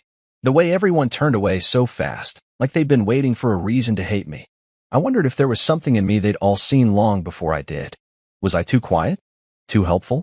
Too easy to forget? That last thought lingered more than the rest. Easy to forget. By the time I reached my destination, the fog outside had thickened, and the bus was one of only 2 vehicles on a narrow coastal road. The driver pulled into a gravel lot and said, "Last stop." That was fine by me. The place was small. Remote. No cell towers. Just wooden buildings that looked like they hadn't been painted since the 80s, a harbor with old boats tethered like sleeping dogs, and an inn that doubled as a diner. I walked through the town, duffel bag over my shoulder, and tried not to draw attention. A man with a cigarette hanging from his lips sat on a porch, fixing a net. He watched me walk by and nodded. I nodded back. I asked the innkeeper if they rented rooms weekly. She looked me up and down and said, "Cash only." I paid her for the first 2 weeks and asked if she knew anyone looking for help. "Depends what kind of help," she said. "Anything that keeps me moving," I replied. She pointed across the harbor. "Try the dock. Old man named Ben. Hires folks to clean his gear." Ben didn't ask questions. Just handed me gloves and pointed to a stack of fishing nets that smelled like rot and salt. I got to work, and for the first time in weeks, nobody whispered, nobody stared, nobody judged. I was just a man with gloves and a task. I worked until my back screamed and my hands went raw. Then I walked back to my room, collapsed on the thin mattress, and stared at the ceiling until sleep dragged me under. That was my new routine. Wake. Work. Washington sleep. No internet. No headlines. No updates. Just fog, salt, sweat, and silence. And for a while, that was enough. I didn't tell anyone my real name. I went by Miles. It felt cleaner. Simpler. Detached. I didn't bring up my past, and no one asked. Some nights, I'd walk the shoreline, breathing in the cold air and letting the wind numb my face. Other nights, I wrote in my notebook. Not full entries, just fragments. A thought. A sentence. A single word sometimes. I didn't want to remember. I wanted to rebuild. In town, people started recognizing me, not in the way they used to. No pity, no whispers. Just simple greetings. "Morning, Miles. You working the West Dock today? You take coffee with sugar or cream?" They didn't want my story. Just my presence. And that was new. The more I kept to myself, the more space I found in my own head. I started running every morning. First a few minutes, then half an hour, then 5 miles at a time. The pain felt good. It made sense. My lungs burned, my legs shook, but it was a pain I chose. A struggle with purpose. After a few months, I started fixing broken things around town, gutters, sheds, boats. A woman named June asked if I could help her update her business website. I told her I wasn't much of a tech guy, but she insisted. I borrowed a laptop from the library, watched tutorials, read forums, and figured it out. Then another shopkeeper asked for help. Then another. I didn't realize it then, but something had shifted. I was still invisible, but this time by choice. I was no longer Adrian, the accused. I was Miles, the man with tools and time and no past to drag behind him. One night, I stood on the dock after work, watching the boat sway under a deep blue sky. The stars were just beginning to peek out, and the water reflected them like a secret mirror. I thought about Tessa, about her face when she believed the worst of me without hesitation. I wondered if she missed me, if she regretted it. But then I pushed the thought away, because it didn't matter anymore. What mattered was this moment, this stillness, this new version of me slowly being built from the wreckage of who I used to be. No headlines, no group chats, no slaps, no screams, just fog, salt, silence, and the slow, deliberate process of becoming someone no one could erase. The name Miles wasn't just a disguise anymore. It became something else entirely. Not a cover, but a beginning. I didn't choose it for any deep reason at first. It was just the name printed on the back of an old work shirt I found in a donation bin by the pier. Faded letters. Blue cotton. Someone had stitched it there long before me, and when the townspeople started calling me by it, I never corrected them. Funny how identity can grow out of scraps. By the end of my first year in that fog-wrapped harbor town, I wasn't just surviving. I was slowly, carefully living again. Ben, the grumpy old fisherman who first gave me work, had a stroke that winter. His daughter, Clara, came back to help him recover. She was tough, practical, and didn't smile much, which suited me fine. One evening, as we closed the nest shed, she said, "You're good with numbers, right?" I shrugged. "Decent." She tossed a salt-stained notebook onto the table. "Try making sense of that." Ben's inventory was a mess, half handwritten, half remembered. I stayed up that night reworking his books, organizing receipts, and sorting out which of the fishing permits had expired. The next morning, I handed Clara a neat spreadsheet and a simple digital ledger. Her eyes widened. "You did this in one night?" I nodded. She stared at the screen. "You ever thought of doing more than just scrubbing nets?" The truth was I had. Quietly. Secretly. In the shadows of the nights I didn't sleep. Coding had always been an interest of mine, but I never needed to rely on it back then. In my past life, I'd been too busy being the dependable husband, the son-in-law who fixed gutters, the employee who kept things running but never raised his hand. But here, I had time. Time to build something that was mine. That night, I registered a domain, amreefsketch.com. Not my real name, not entirely. Just enough to honor the initials I left behind and the man I was trying to become. I started small, building websites for local businesses. The flower shop, a cafe, a boat rental company. Clients didn't see my face. They didn't ask questions. They just liked the results. As money trickled in, I rented a small workshop near the edge of town, one with old floorboards and dusty windows. I bought a second-hand computer, a folding desk, a kettle, and a fan heater. It wasn't fancy, but it was mine. Every screw I turned into the wall reminded me I was still here. Still capable. Still building. Somehow, without planning to, I became the unofficial tech guy for the whole coastal strip. Word spread. A man from 2 towns over showed up one day needing help launching an online store for his handmade furniture. A retired teacher wanted to start a blog. A young mother wanted to build a recipe site. I never said no.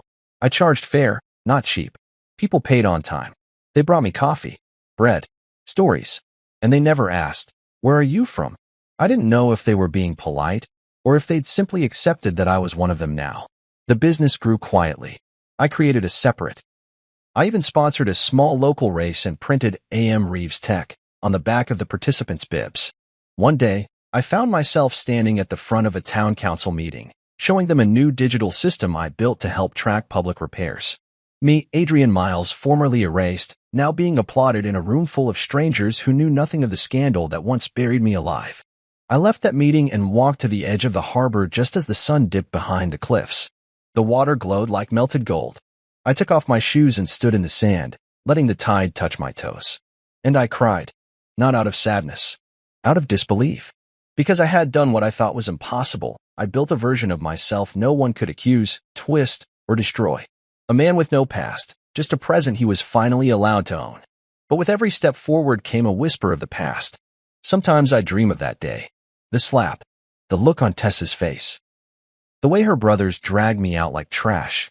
I'd wake up sweating, heart racing, half expecting to find a notice under my door or a mob outside with torches made of memories. But no one came. The truth is, people don't chase ghosts. And that's what I had become, by choice. Still, I kept my secrets close. The notebook I once used to scribble pain had become something else. Now it held plans, wireframes, checklists, and inside its back cover, taped with aging black tape, was a tiny USB drive, one I carried everywhere.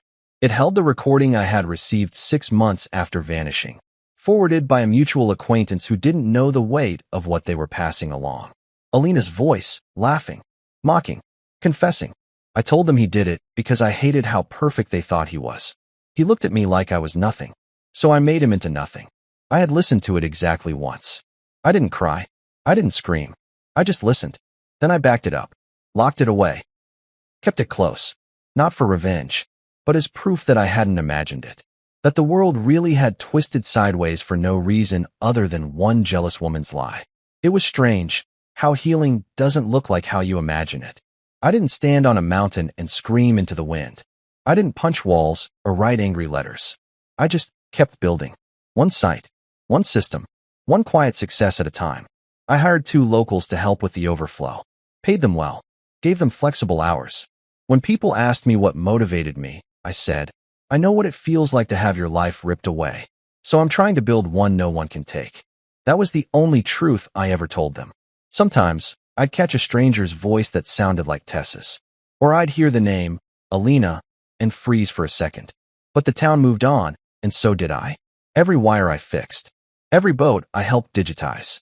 Every broken login I restored. It was a piece of me coming back. Not the old me. A new man. A man with nothing to prove to anyone but himself. A man named Miles. And this time, the only thing I answered to was my own reflection. I remember the sound before anything else. It wasn't a regular knock.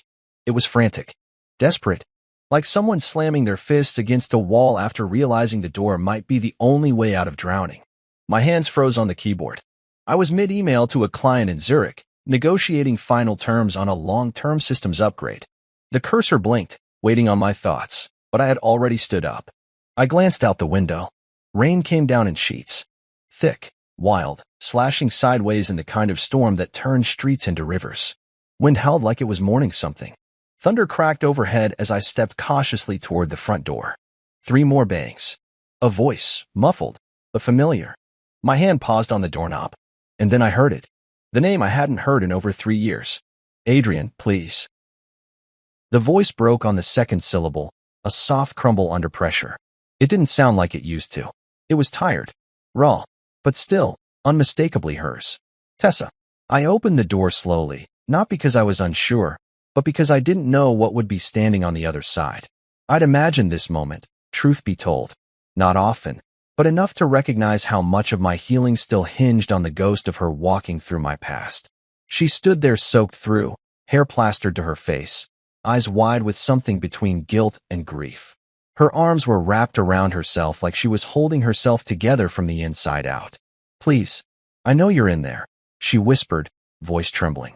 I didn't answer. I didn't move. We just stood there, staring at each other while the storm raged around us. I thought about how small she looked. How once I would have rushed to pull her inside, dry her hair, wrap her in a blanket. But that man, the one who used to protect her from everything. He wasn't home. She reached out, touched the doorframe like it might anchor her. I've been looking for you, she said. For years. I raised an eyebrow, not because I was surprised, but because I didn't trust anything that started with that sentence. I stepped aside. She hesitated, then walked in like someone returning to a house that once held their name but no longer remembered their scent. The room was warm, clean, minimal. I lived simple now. A couch, a desk, a few framed photos of sunrises I'd taken during my runs. Nothing that tied me to anyone but myself. She stood awkwardly in the middle of the room, dripping rainwater onto the wooden floor. How did you find me? I asked flatly. She looked away. It took time. A lot of dead ends. I had to hire someone. When I found out the truth, I needed to. I had to try. I watched her carefully. The truth, I repeated, testing the weight of her words. She nodded, tears starting to form but still refusing to fall. I didn't come to argue. I needed you to see me.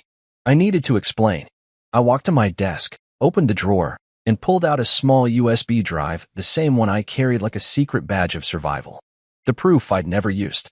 The file I'd never needed to show anyone. Until now. I already know everything, I said quietly, handing her the drive. She stared at it like it might burn her. What is it? She asked, though I think part of her already knew. Take it. Go play it. If you still want to talk after that, come back tomorrow. She didn't move at first. Didn't blink. Then she took it with trembling fingers and nodded. I walked back to the desk, sat down, returned my attention to the screen. And just like that, she was gone. I listened to the door close, to the sound of her shoes sloshing away in the rain, to the wind pressing against the windows like it wanted to get in too. Then silence. For hours, I sat in that silence. I didn't check my phone, didn't look at the clock, just stared out the window as the storm faded into a soft drizzle. That night, I didn't sleep. I lay on the couch, staring at the ceiling, thinking about all the lives I'd lived in the years since that slap. Since her brothers beat me bloody. Since her silence became louder than the lie itself. What did she expect to find here? A man waiting? A heart that stayed soft? A soul that still had a welcome mat laid out? I didn't know. But I knew one thing. I wasn't her husband anymore. Not legally. Not emotionally. Not spiritually. The next morning came wrapped in fog, thick and pale like the town itself wanted to hide me from the day ahead. I didn't go out. I didn't check email. I sat by the window with a mug of black coffee, waiting for nothing and expecting less. Until I saw her. She didn't knock this time. She sat on the porch bench, head bowed, hands clasped in her lap like a child awaiting punishment. She looked up when she saw me. Her face was different. Something had shifted. The tears were gone, but so was the fight. Only the ache remained. I stepped outside. She stood. I played it, she said. I nodded. She swallowed hard. I destroyed you. I said nothing. Adrian. I didn't know. I didn't ask. I just believed her.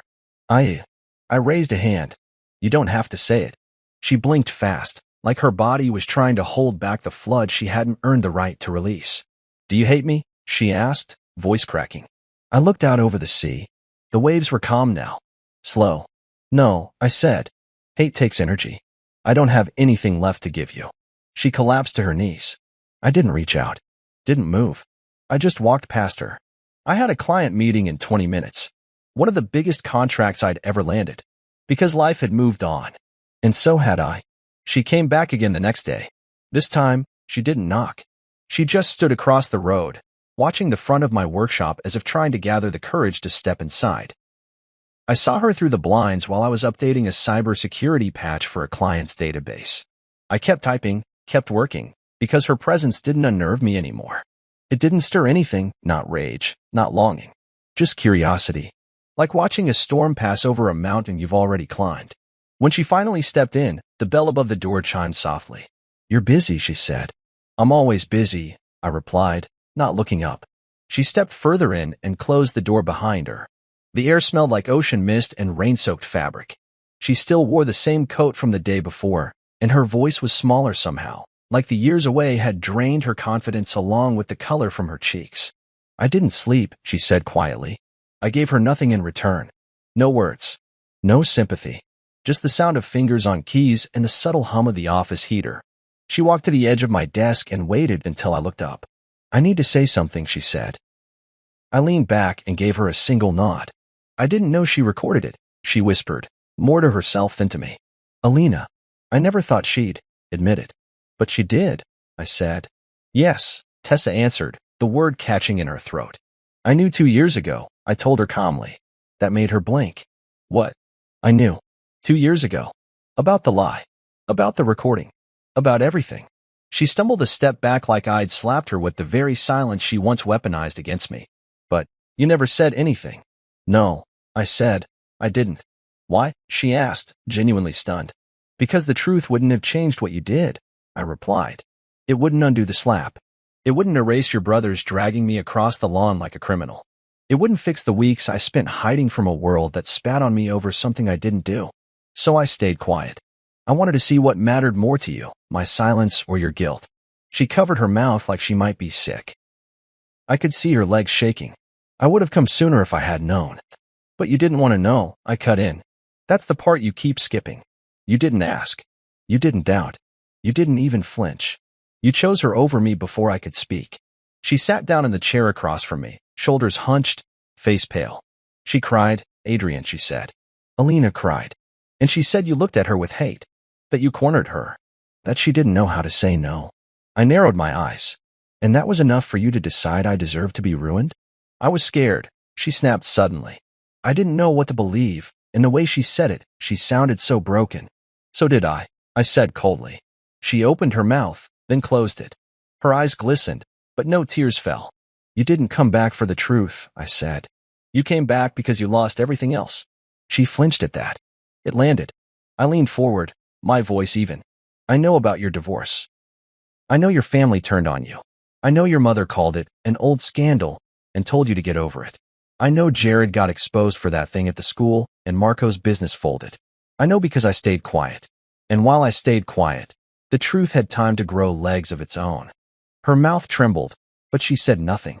You didn't come back because of regret, I continued. You came back because you needed something to feel clean again. No, she said quietly. That's not true. It is, I said.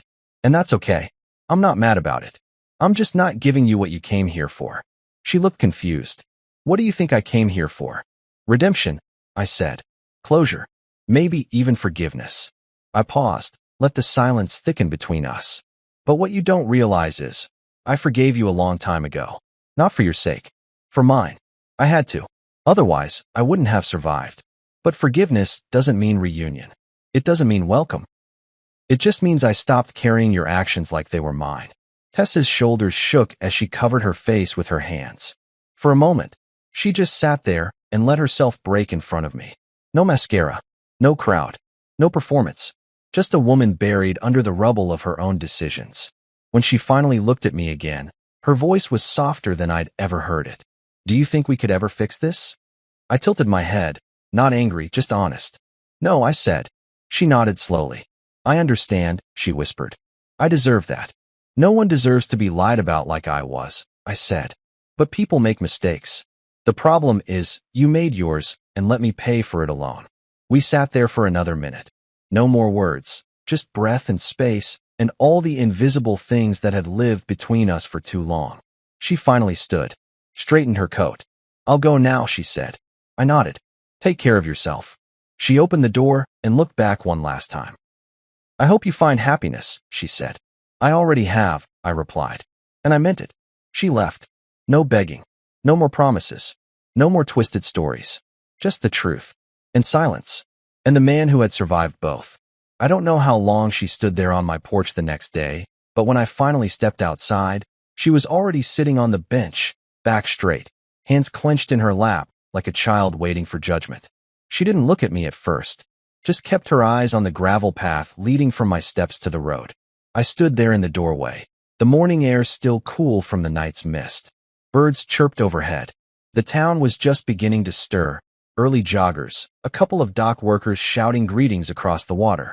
But all I could hear was the silence between us. That old, familiar silence that once meant comfort and now just stretched tight like a wire between two cliffs.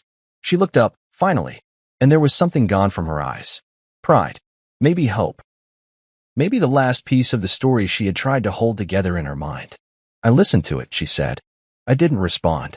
I listened to her voice again and again. It didn't sound like her. And that's what scared me the most. Her voice cracked, but she didn't cry. Not this time. It wasn't the version of Alina I knew. Or maybe it was the only real version, and I never wanted to see it. I stepped onto the porch but didn't sit. I didn't owe her comfort. I just owed myself closure. She was laughing, Tessa said quietly, staring at the wooden floor beneath her feet. Just laughing. Like she'd pulled off the cleverest trick in the world. I nodded slowly. Because to her, that's what it was. She finally looked at me then. And her face, God, her face, it carried years. Years of denial, of swallowing a lie so deep it became part of her. And now, that lie was gone, surgically cut away by truth. And all that was left was scar tissue. She said she did it because you looked at her like she was nothing. She was mad that I never wanted her attention. I said, simply. She mistook basic decency for rejection. She wanted to punish me for not being what she needed to feel special. Tessa closed her eyes. She hated me, too. You know, she said. I think that's what I didn't want to believe. That it wasn't just about you. It was about both of us. What we had. What we represented to her. Possibly, I said. But that doesn't change what she did, or what you did after. She flinched, and I saw her chest rise as she took a slow breath. I keep wondering, she whispered. If she had never confessed, if that recording never existed, would I have ever seen it? Would I have kept living with the version of you in my head that she painted? The one I helped make real. That was the question, wasn't it? And I could tell from the way she said it. She already knew the answer. You came back because the illusion collapsed, I said. Not because you were searching for the truth. You just didn't have anything left to hold on to. She didn't argue. I remember, she said, her voice a little stronger now, the day it all happened. I keep playing it back in my mind. You were holding coffee. You looked calm. Confused. But I didn't see that then. I just saw a problem I needed to solve. And you were the problem. I looked out toward the dock. The water glistened under the rising sun. There's something people don't understand about betrayal, I said slowly. It's not just the lie. It's not even the slap. It's the speed. How quickly someone decides you're guilty. How fast they throw away everything you ever were to them. That's what breaks you. She nodded, tears silently sliding down her cheeks now. She didn't wipe them away. I ruined you, she said again, barely audible. I didn't correct her. I didn't soothe her. Because sometimes, people need to sit in the mess they made. I told myself for so long that maybe it wasn't as bad as it felt, she continued. That maybe it was just a mistake. But hearing her voice, mocking, so proud of what she did, it shattered everything I built to protect myself. She stood now, slowly, like the weight of her confession pressed on every joint. I'm not here to fix anything, she said. I know that's not possible. I'm not here for your forgiveness, either. I don't deserve it. I just needed to look you in the eye after hearing that recording. Because I needed you to see that I know now. I looked at her. Really looked. And what I saw wasn't the woman I used to love. Not the wife who used to laugh at my bad cooking or sneak her cold feet under my legs at night. That woman died the same day the lie was born. This woman was a stranger who had walked through fire, she said herself, and she came out burned. But maybe, finally, honest. There's nothing left to rebuild, I said. She nodded. I know. She stepped off the porch and turned back once. For what it's worth. I hope the life you built now gives you peace. Because you deserve it, Adrian. I let her name hang in the air a moment before I responded. It does, I said simply. And then I walked back inside and closed the door behind me. Not angrily. Not bitterly. Just, finally. There would be no rekindled love. No dramatic apologies. No hugs in the rain. What the tape revealed wasn't just Alina's lie. It revealed what had always been there between us. Doubt. Distance. The kind of love that collapses under the first strike because it was never strong enough to survive honesty. And I had survived it. Without her. Without all of them. Because sometimes, the only way to reclaim your name is to stop asking others to spell it right. I thought that after the tape, after the final confrontation, that would be the last I'd see of her. I figured she'd return to whatever scraps were left of her old life, vanish back into the mess she helped create, and that would be it. But Tessa didn't leave. She stayed. Not in my home, not even on my street, but in the town. She rented a small. First from the innkeeper who helped her settle in, then from Clara at the net shed, who saw her buying groceries with shaky hands. I didn't go looking. I didn't ask why she stayed. I didn't care to, but I noticed. She didn't walk around with her head held high. There was no arrogance, just stillness, like someone trying not to disturb the air. She volunteered at the town clinic, helped clean up the beach after storms, started tutoring kids after school. I watched from a distance, not because I was curious about her redemption arc, but because part of me was trying to understand why I wasn't angry anymore. She didn't ask to be near me. She didn't knock again. She just showed up in the world I had built. Carefully, quietly, like she knew she was stepping through something fragile and sacred that didn't belong to her. At first, the locals didn't know who she was to me, and she didn't tell them. But small towns have long memories and even longer whispers. A few people connected the dots. A few came to me privately, asking, "You all right with this?" I always gave the same answer. "She's not mine to chase off. She's just here." They nodded. And that was that. One afternoon, I saw her at the farmer's market. She was holding a bag of apples, laughing softly with one of the older women who sold honey. The sun caught her hair, and for a second, the memory of who she used to be flickered in my mind. Then it passed. She saw me, and instead of waving or smiling, she just nodded. I nodded back. That was the new language between us. No words. No open wounds. Just acknowledgement. Like two travelers who once shared a path but now moved in opposite directions. Weeks passed. Then months. She became part of the town in the same way I had, by earning it. Not asking for anything. Just doing the work. People asked less about her and more about my business again. Clients grew.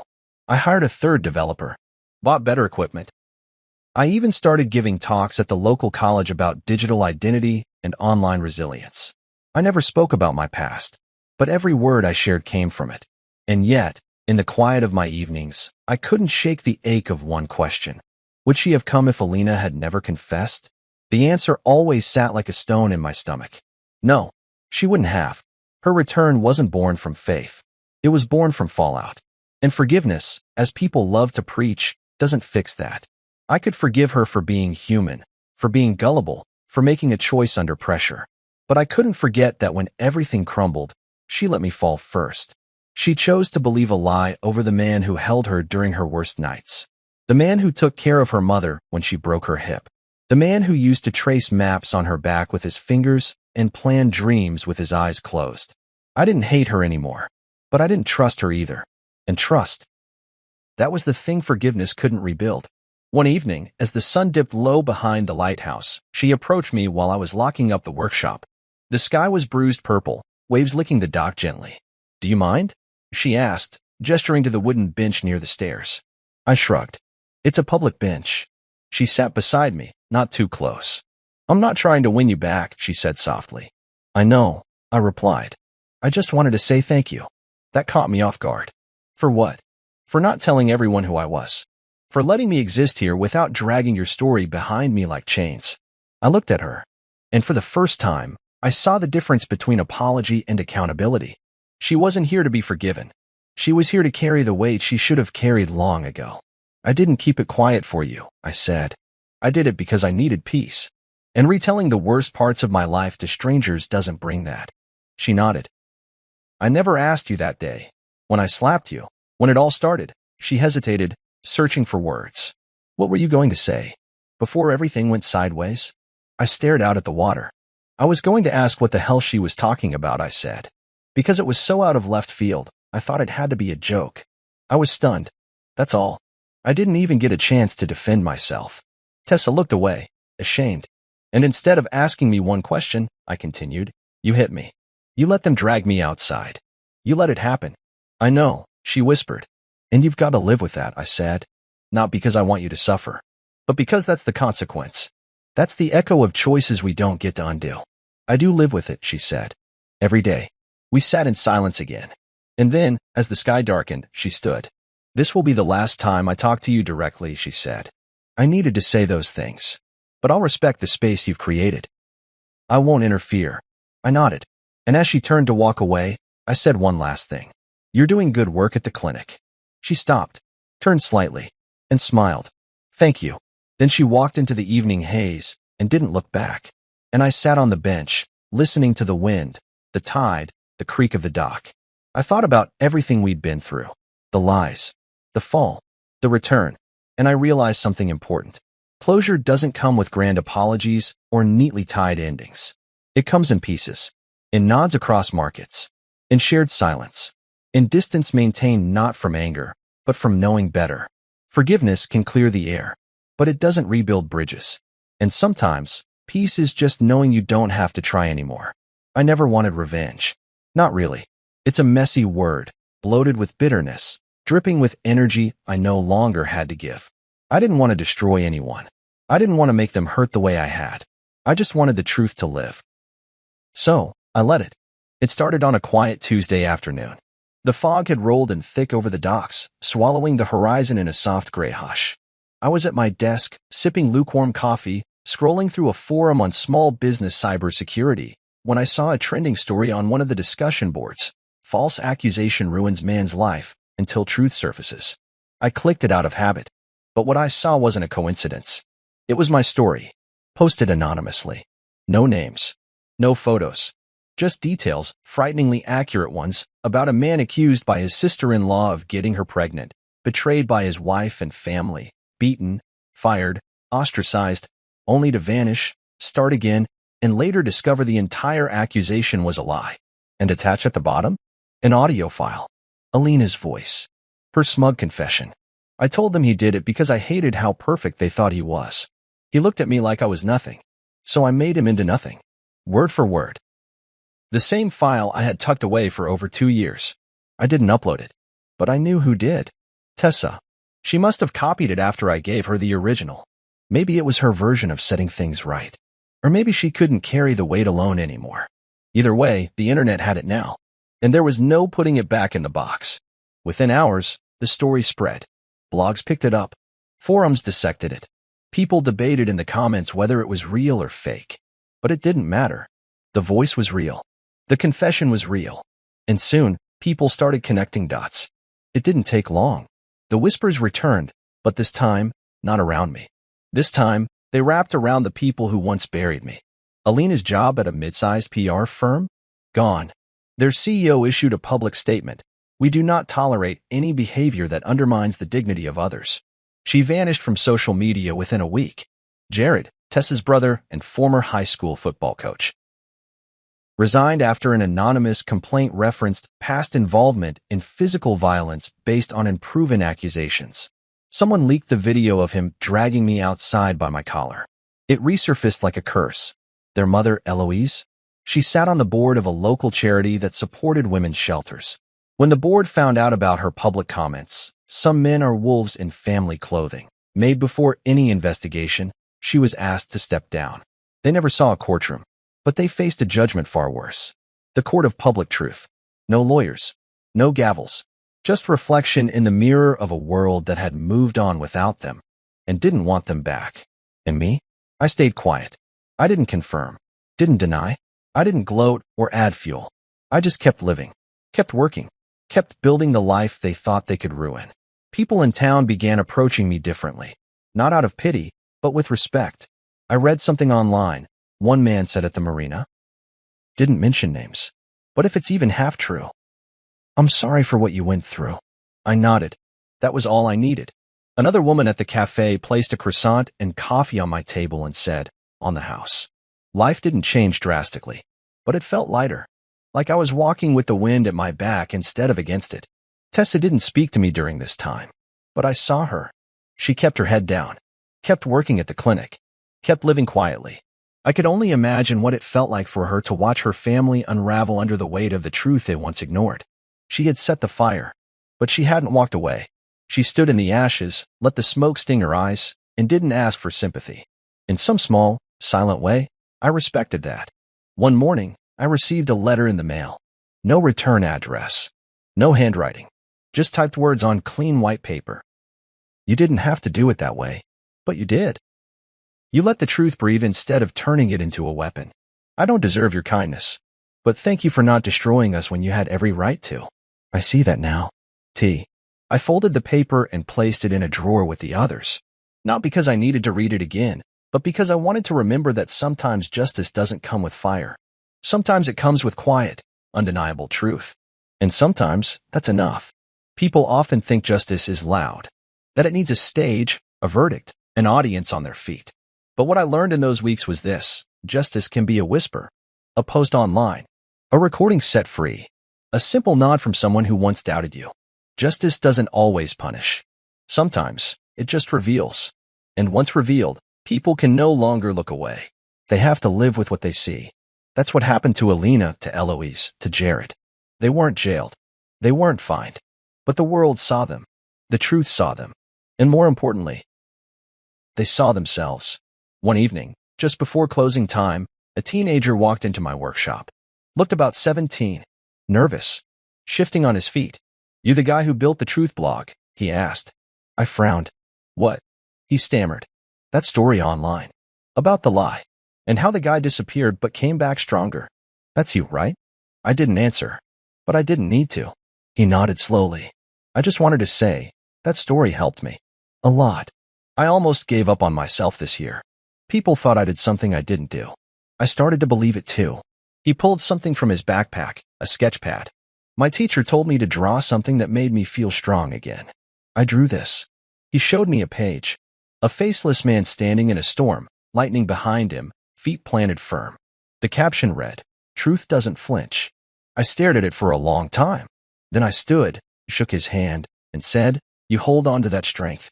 Don't let them rewrite you." He left with a smile. And I sat down behind my desk, a strange calm washing over me. It hit me then. Why I had never posted the recording myself.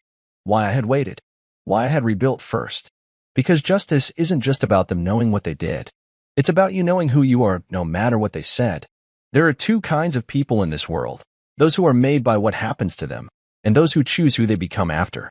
I used to think I was the first. Back then, I moved through life trying to be good, reliable, useful. I thought that if I loved hard enough, gave enough, forgave fast enough, the people around me would see me. They'd stand by me. But when the storm came, they didn't hold on. They let go. And I fell. But the thing about falling is, sometimes you land on something solid. Yourself. These days, I still wake early. Not because I'm haunted anymore, but because I like the quiet before the town stirs. I brew my coffee slowly. Watch the morning fog roll over the harbor. I don't check my phone right away. I don't scroll through headlines or chase news.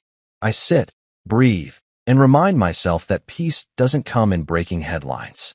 It comes in the absence of needing to be seen. I walk into town most mornings. Not because I have to, but because I can. People greet me now. The kind of greetings that come without caution, without judgment.